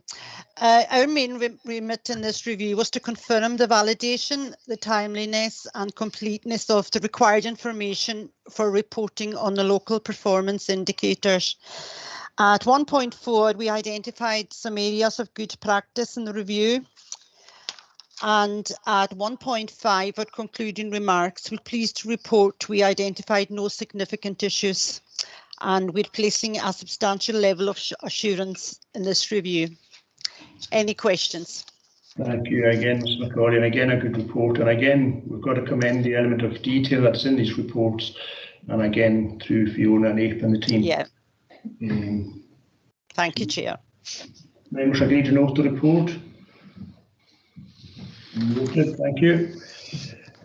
We're moving on to follow-up reports by the General Audit. There are 3 follow-up reports to be considered today. The first one is item 20 in your agenda, is Garage and Fleet Trading Organisation. This report provides an update on the implementation of 11 recommendations arising from the report considered by the committee on 29 September 2020. The follow-up confirmed that 3 out of the 11 recommendations have been fully implemented, and management have confirmed that the remaining recommendations will be implemented by December 2021.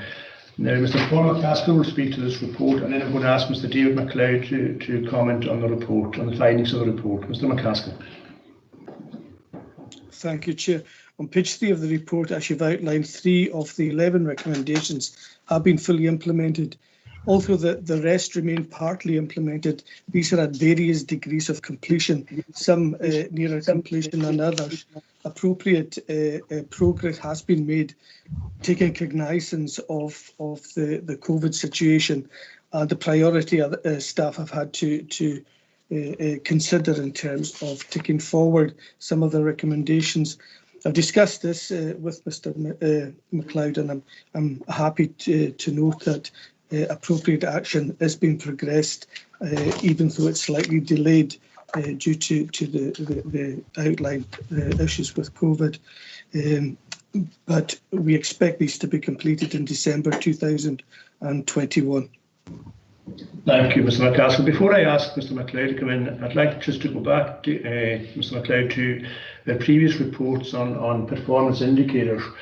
And I think it would only be, from the committee's point of view, I think we would like to convey our thanks to especially the refuse workers, all those who were out through the COVID pandemic. And that's been highlighted. They've had a very high score in the reports that have come before us. So please pass on again our thanks to that team, Mr. MacLeod. They've done a great job.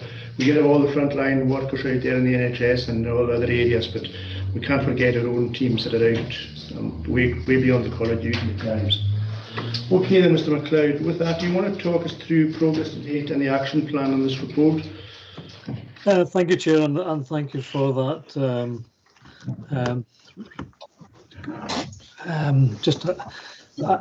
Your comments about the frontline staff, I'll certainly pass that on to the various sections across the Western Isles where we're continuing to provide frontline services.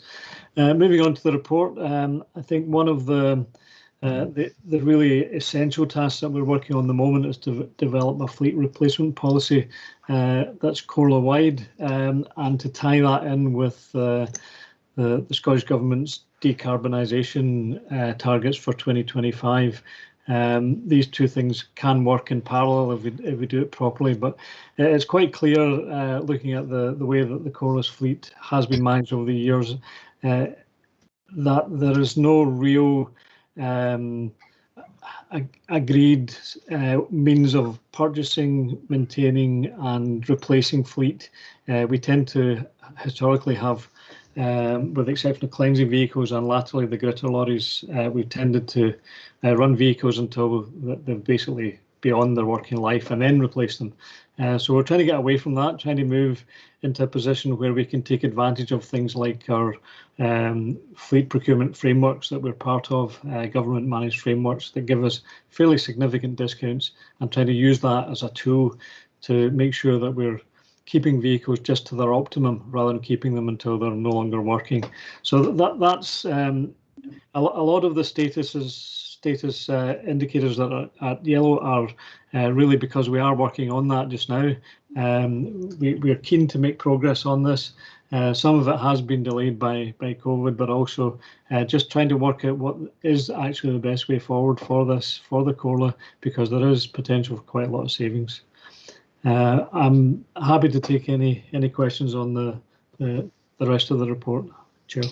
Thank you, Mr. MacLeod and Mr. McCaskill, for your report. I don't see any hands up. No questions? No. So do members agree to note this report? Agreed, thank you. We move on now to item number 21 on the agenda. This is the leader report. This report provides an update on the implementation of 3 recommendations arising from a report considered by the committee on 8th December 2021. 8th December 2020, I would have thought. The follow-up confirmed that 1 out of the 3 recommendations have been fully implemented, and management have confirmed that the remaining recommendations will be implemented by June 2021. Mr. McCaskill is going to speak to this report, and I've also asked Kathleen Morrison from the leader team to come in and talk through the report and also developments that they have in the leader team. Mr. McCaskill, first of all. Thank you, Chair. On page 2 of the report, this is a follow-up report. The main report outlined very good compliance with amongst the staff within LEADER and the documentation and its associated requirements of meeting the detail of the LEADER documentation was high. In the 3 recommendations we did identify, 1 was fully implemented. You will note on the table the second item, which is March 21. That was agreed at that time, but things have moved on. Additional guidance has been issued, and that is likely to change to March 22. So the timetabling of that will have changed due to new guidance that's been issued recently. But on the whole, it's a very well-run service, and I have no doubt that the final outstanding recommendations will be implemented within the timeframe suggested. Thank you very much, Mr. McCaskill, and I'll now ask Kathleen Morrison to come in. You've been waiting in the wings for a while, Kathleen, so. Thank you, Chair. That's okay. So just to add from what Mr. McCaskill said, since the initial internal audit review of LEADER in October, there has been quite a few changes in the timescales. It's been very fluid due to the imposed and reimposed restrictions and impacts on projects. Consequently, the actions at 2.2 have moved on, as was just mentioned. Firstly, there has been a number of extensions to the programme since October, and we're now being authorised that we're allowed to extend projects to December of this year to allow them to undertake activities and reschedule events and draw down funding as well. Also, the Scottish Government have offered to continue to fully fund the leader staff contracts, and that's going to committee as well. And that will be to support the closure of this programme and the support other areas and the development of future programmes, and that's till March 2022, so next March. Service level agreement will be amended for this as well. And just to add, members may have seen in the press this week that there has been a £3 million fund put aside for another leader programme, but there's more information will be coming out of that in due course. So that's all we have on it at the moment. Happy to take any questions. Thank you for that. Thank you. It's good to see that there is ongoing work for the short foreseeable future. Members have any questions? No questions? No? Members agreed to note the report then? Agreed. Thank you very much, Kathleen, for attending. Thank you. Item number 22, ESF Employability Programme. This report provides an update on the implementation of 7 recommendations arising from the report considered by the committee on 2nd February 2021. The follow-up confirmed that all 7 recommendations have been fully implemented, and Mr. McCaskill will speak to this report, and it's good to see a report with all green stars against it. Mr. McCaskill, good work indeed. Thank you, Chair. Just to really reiterate your remarks, all of these recommendations have been implemented, and if internal audit issued gold stars, it would be on this occasion. It's very rare to have all of the recommendations completed in a follow-up report, but certainly well done. Happy to take any questions if there is any. Thank you very much for that, Mr. McCaskill. It is good, and that's what we do achieve from internal audit, to try and get to this level from follow-up reports. Good work all around. I hope somebody passes the compliments on to the team involved. I shall, Chair. Thank you, Chief Executive. We now move on to performance management. This item is Archaeology Services Progress Update. And as a committee know, we've asked Head of Economic Development to keep reporting back to this committee on progress on the report. So it's subsequent to consideration of the Archaeology Service report in September 2020. The committee agreed that progress on the implementation of the actions would be brought back to this committee. This report provides the latest update on the critical actions arising from the review, and Mr. Joe McPhee will speak to the report and answer any questions. Mr. McPhee. Good afternoon, Chair. Good afternoon, Mr. McPhee. I would draw members' attention to the table at 6.1. As you know, the Sustainable Development Committee has already approved the forward plan for 2020 to 2022. That was approved in December. In terms of the HER system for archaeology, we have now concluded, as of this week, the procurement of the HER system and the updates to that system, so that the general public can access the historic environment record system publicly. And that was one of the sort of key actions here. So delighted to see that one being moved on. And again, we'll report further on this in June. In terms of the required professional or qualified resources, as you know, we only employ 1 archaeologist. We have been successful in securing funding from Museums and Galleries Scotland for the Comhairle project, which will look at the Museum Ninilang's archaeology collections. And there will be a sort of newsletter coming out on that very shortly in terms of the work of the project officer. And of course, any other professional staffing resource would have to be externally funded. In terms of 2.4, there is a programme of weekly operational meetings with the heritage team. The archaeology really sits within the heritage service, and the other items 2 and 3 there are all completed. I'm happy to take any questions, Chair. Thank you, Mr. McPhee. I think at briefing I had asked, we had spoken about the time the archaeologist was taken around planning matters and, to do with planning development reports. Have you been able to find out how much time he's actually had? I mean, not over maybe over a period of time, maybe over the last 6 months, when we've had maybe a couple of big wind farm development proposals before us. Have you been able to find that information out for us? Yes, the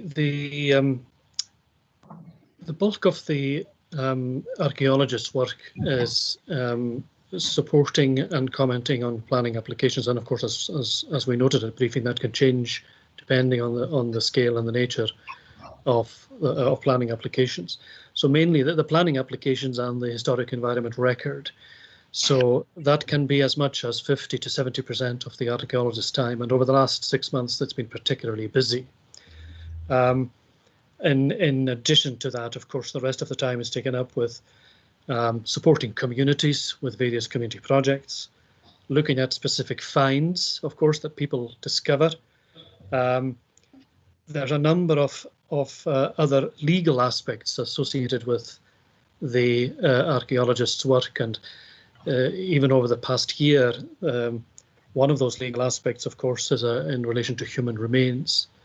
And there was a specific issue where the archaeologist had to act on behalf of Historic Environment Scotland, who have the responsibility for these matters, in terms of a situation that arose on Little Bernera. So it can be very varied, chairs, but it's still a fairly significant amount of time taken up with planning applications on the Historic Environment Record.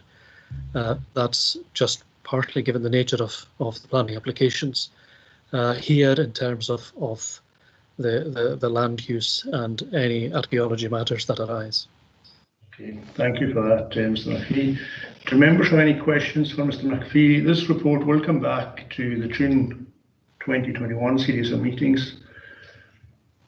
I don't see anyone got any questions. Okay. Do members agree to note the report and that a further progress update be provided to the June 2021 Audit Committee meeting? Agreed. Thank you. Okay, move on now to item number 24 on your agendas. This is Heritage Service Progress Update. And again, this is a review of the Museum and Archive Service, which was also reported to the committee in September 2020, where it was agreed to monitor progress on the ongoing critical actions arising from that review. And again, this is one that will come back to the June series of meetings and also our subsequent series of meetings until we get a satisfactory result at the end of it. Mr. McPhee is going to speak to this report and answer any questions. Mr. McPhee. Yes, thanks, Chair. Just to draw members' attention again to 6.1, where I've summarised the action and the progress against the actions, and I provided an update for this committee following the January committee. We are awaiting further details of the accreditation timetable with Museums and Galleries Scotland. That's currently on hold because of COVID. We had a very successful meeting with MGS recently, which was reported by the chair of Sustainable Development Committee at the committee last Wednesday.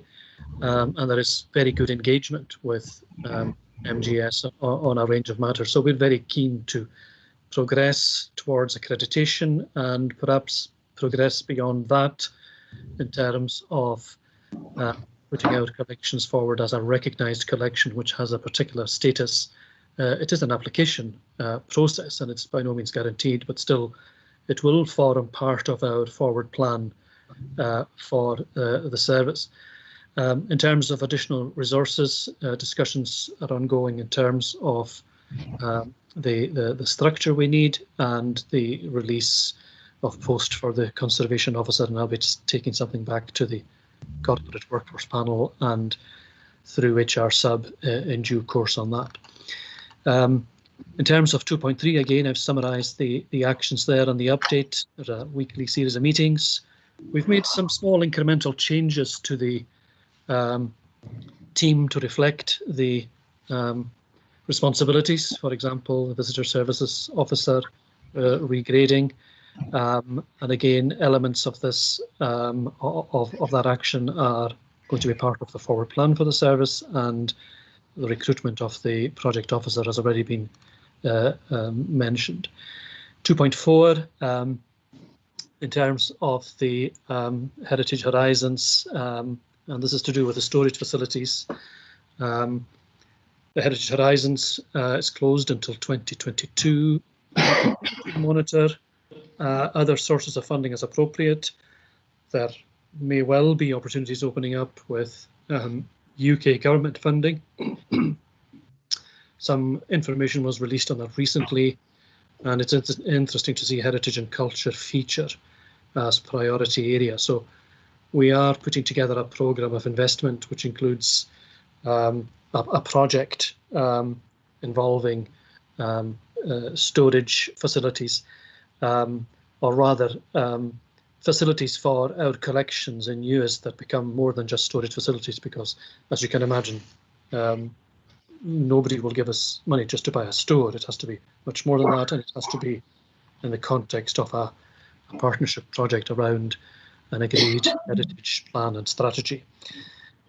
2.5, we will take forward the items noted there as part of the forward plan for the service.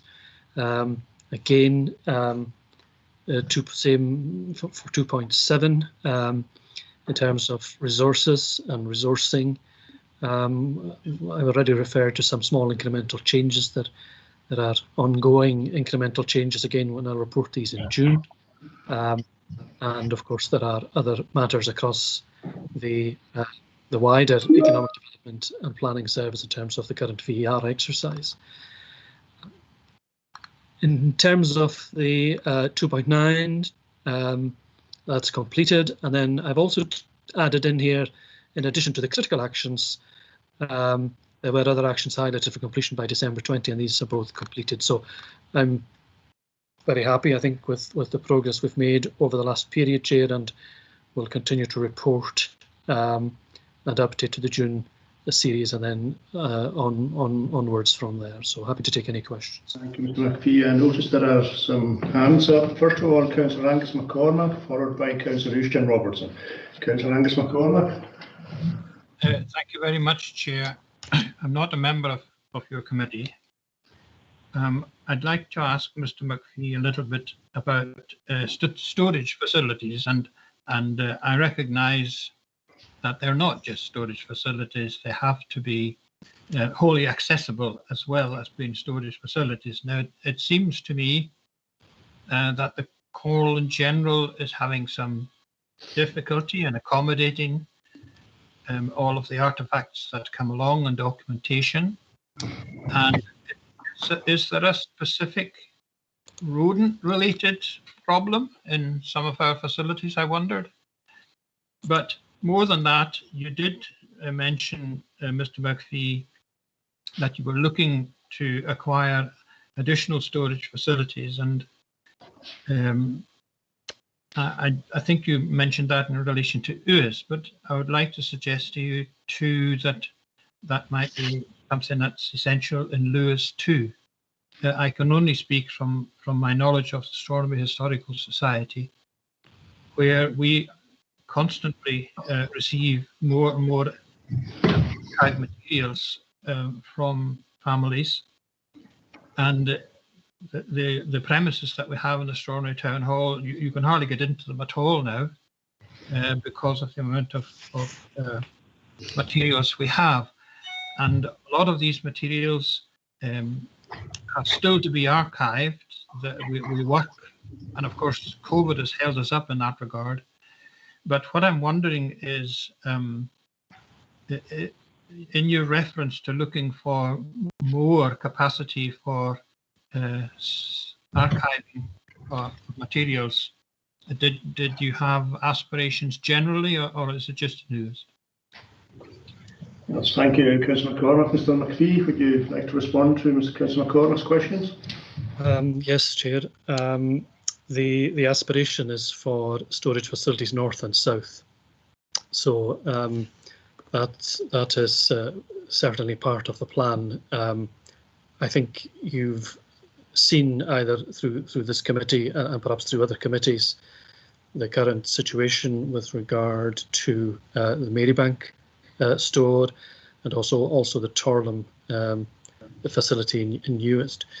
We know they're unsuitable, and the reports on the buildings, constantly confirm that. Although we, with our assets, finance and resources team, with the assets team in particular, do continue to maintain and ensure the collections there are kept in the right condition and monitor those regularly. And we have a weekly sort of management and maintenance plan meeting to ensure that all our facilities, including the storage facilities, that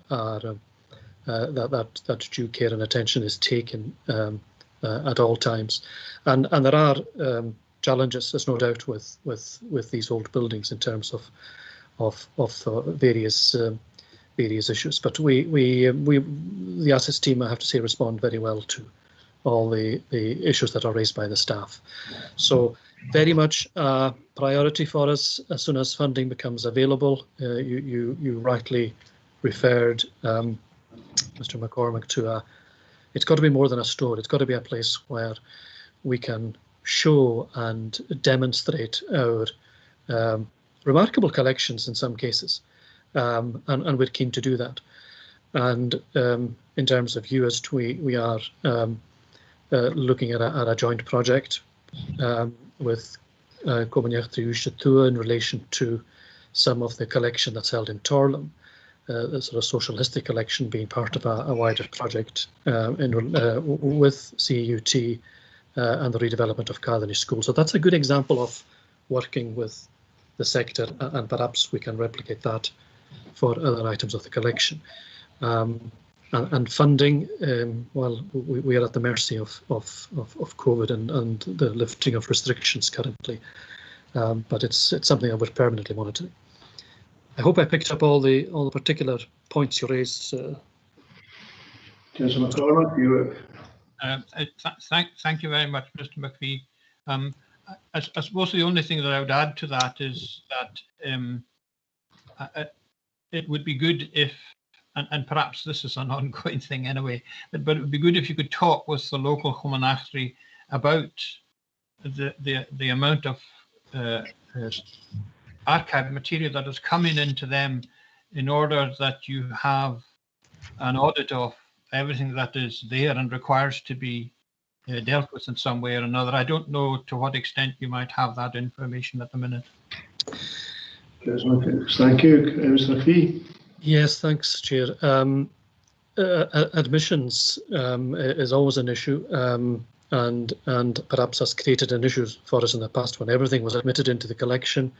We now have a process for reviewing all admissions to make sure that there is a formal record and a formal process for that, and that's already been through the Sustainable Development Committee. So I would sort of encourage and I will do this, I'll ask the staff, the museum staff, to have a discussion with the Historical Society in relation to what support they need in terms of any item. And we get lots of requests for people wanting to hand over things, but we can't just accept everything that's sort of presented to us. So thankfully there's a process now, and I think encouraging that debate, and there's an open dialogue, I think, with all the Comhairle, as you know. So we'll pick that up as a particular action to have that discussion with the Stornoway Historical Society. Thank you very much for that, Mr. McPhee. Are you happy with that, Councillor McCormack? Are you? Thank you very much indeed, Chair. Thank you. Thank you. Now we've got Councillor Robertson. I think Councillor Robertson might have a few questions, so maybe ask Councillor Robertson to take them one at a time, and I'll ask Mr. McPhee to answer back one at a time and come back to you then, Mr. Robertson. So the first question, Councillor Robertson. Yes, thank you very much, Chair. I'm not a member of the committee, and Mr. McPhee will be delighted that I have a number of questions for him, no doubt. But coming back to the Conservation Officer post, point 2.3, in December 2020, you said a release of post for the Conservation Officer has been submitted to Corporate Workforce Plan, and further discussions are proposed. Update this time says this action is ongoing as part of the development of a forward plan for the service. What does that actually mean, and was the release of post actually submitted to Corporate Workforce Panel, and if so, what was the decision?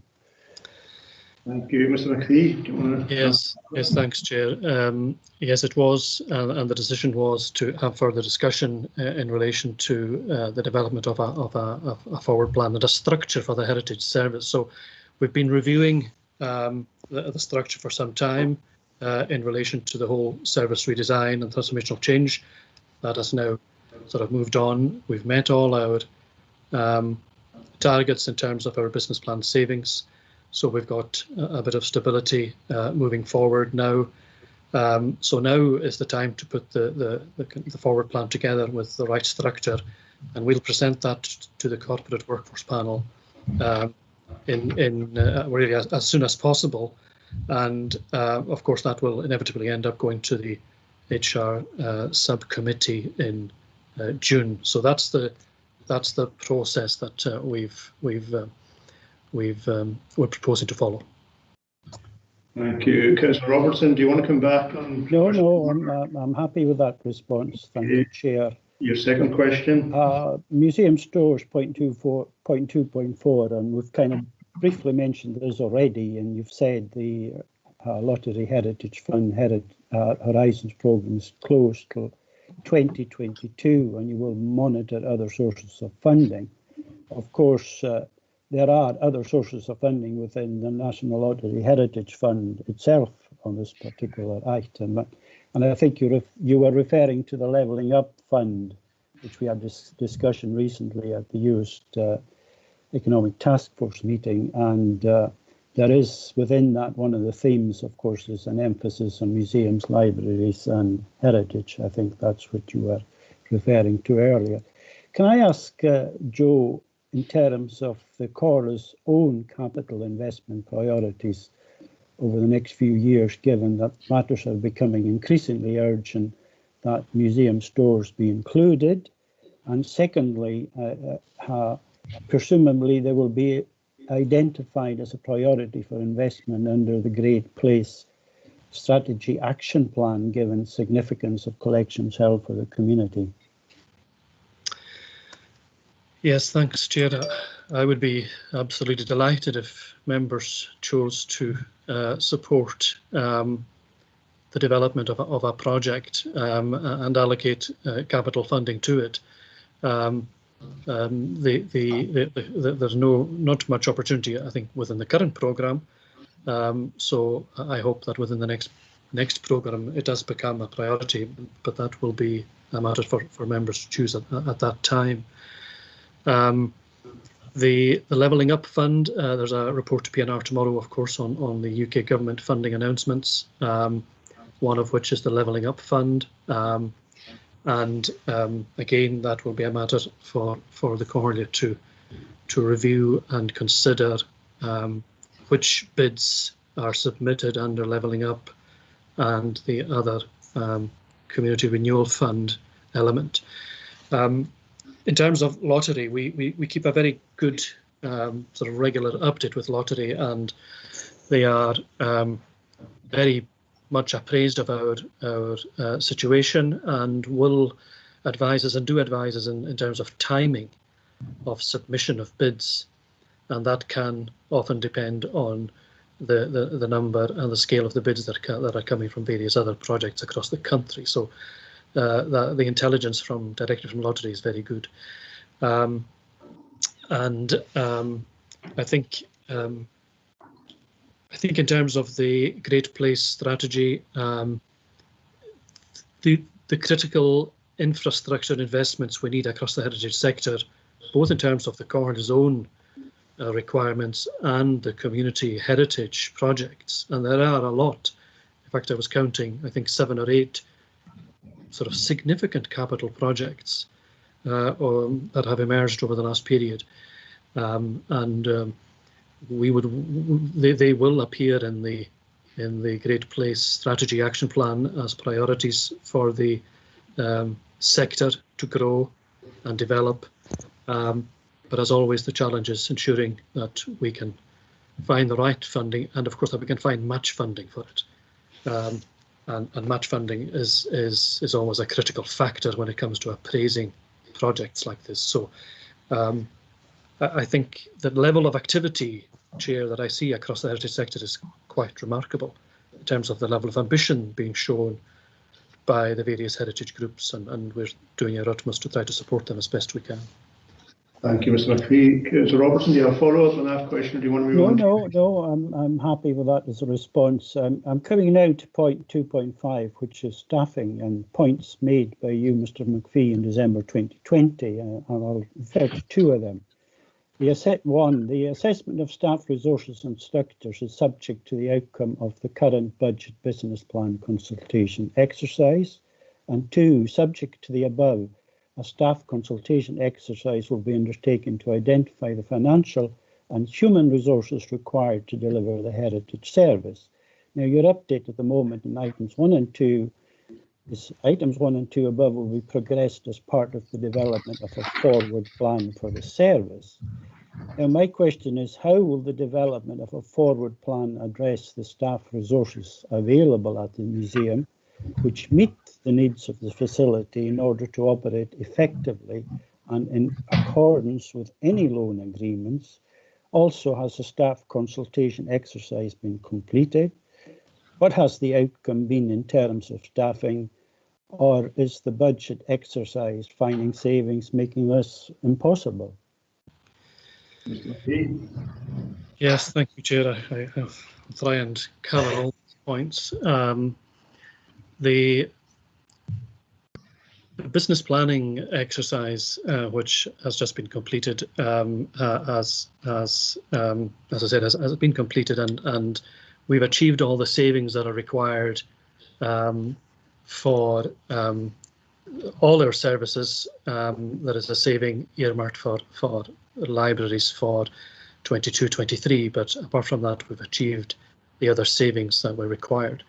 We're now moving on to ensuring that the structure in the heritage services is the right structure, and that the staffing resources we have and the budget we have available for staffing is appropriate for the service we're actually delivering. The forward plan is perhaps, I suppose, maybe a use of language, but a forward plan will just provide that.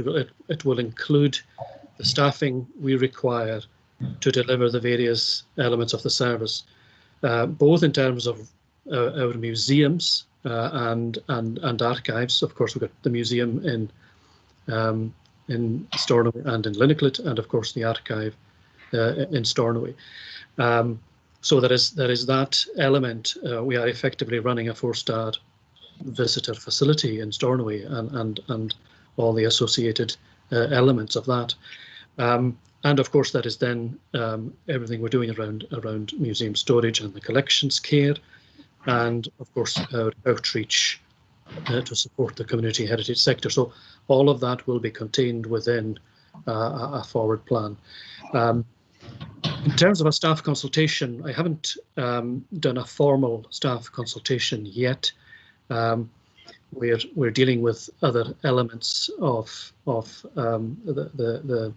the sort of staffing as we speak. We've done, as I said, we've made some sort of small incremental changes, as have been noted, in terms of some of the staff, and there is still some changes to be made in terms of, for example, the current arrangements for line management for the heritage service are currently to myself, but that needs to be changed.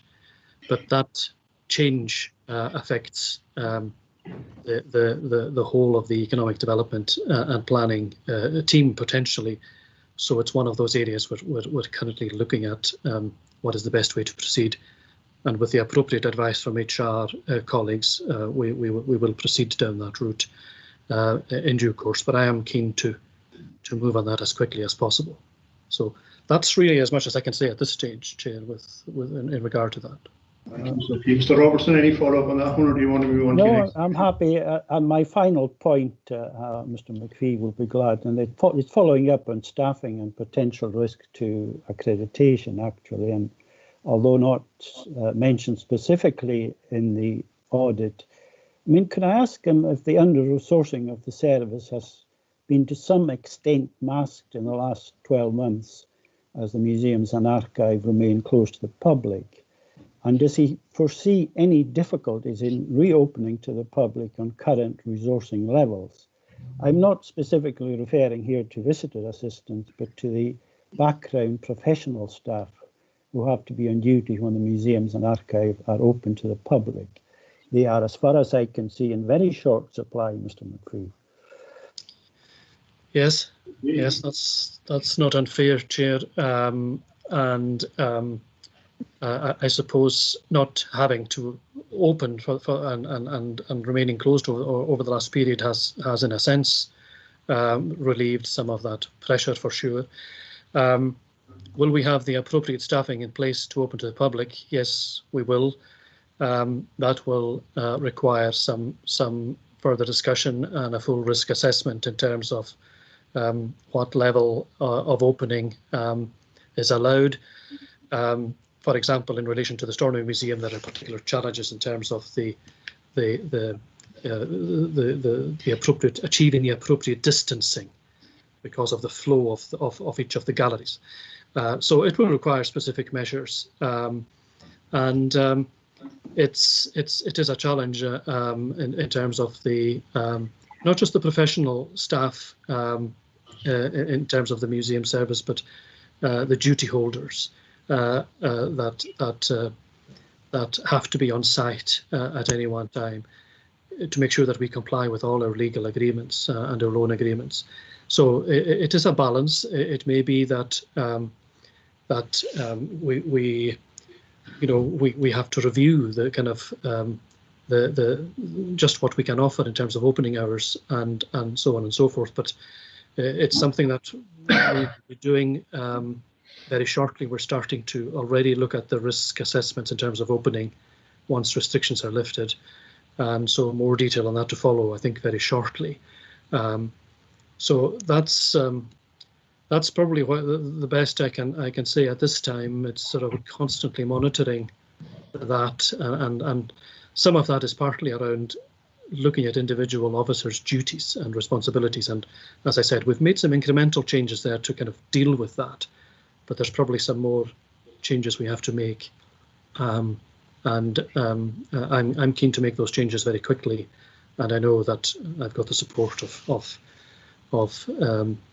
the corporate workforce panel and others in terms of ensuring that we've got the right structure in place to deliver the services we want to deliver. Thank you, Mr. Field. Back to that, I'll just ask the Chief Executive to come in and summarise. Yes, thanks very much. And Mr. McPhee mentioned the corporate workforce panel, and he's absolutely right. We are supportive of obviously of adhering to our contractual obligations for the funding we have, but you've heard me say before that the Corra has often willed the end with heritage matters without necessarily willing the means, and this will come to a head. We hope a purposive and purposeful head at the meetings in June, but we will have to take decisions about allocation of resources and how we allocate responsibilities among both ourselves and the various groups involved, but it is intended, and I know Mr. Robertson has been in touch with me directly on the matter, and we've had a very good discussion that the Corra remains the lead agency, but if that's to be the case, we have to support it to the extent we say we value heritage, and that's something that's been said before, and it's now coming to a head. Thank you for that. Councillor Robertson, do you want to come back? No, that's fine. Thank you very much for your patience. Thank you very much for your contribution. Much appreciated. I'll be monitoring it closely over the next few months. It will be coming back as well to the June series, but I've got Councillor Charlie Nicholson now who wants to come in and ask something. Councillor Nicholson. Thank you, Chair. Not a member of your committee. I just want to go back a wee bit in the discussion about storage and looking at the aspect of Use and Barra and Lewis as such. We do have assets, Chair, ourselves. Has Sandwick Learning Centre been looked at as a storage facility to support the museum, or could it be looked at? And it's something I could leave, Chair, with Mr. McPhee to look at, because it's a big area. There's a lot of space down there. There's plenty parking as such around the area, and we might have a facility there that might fit the bill to take it forward to plug the gap that we have in relation to supporting the museum and all the archives stuff that the council gets from different groups. So point of information there.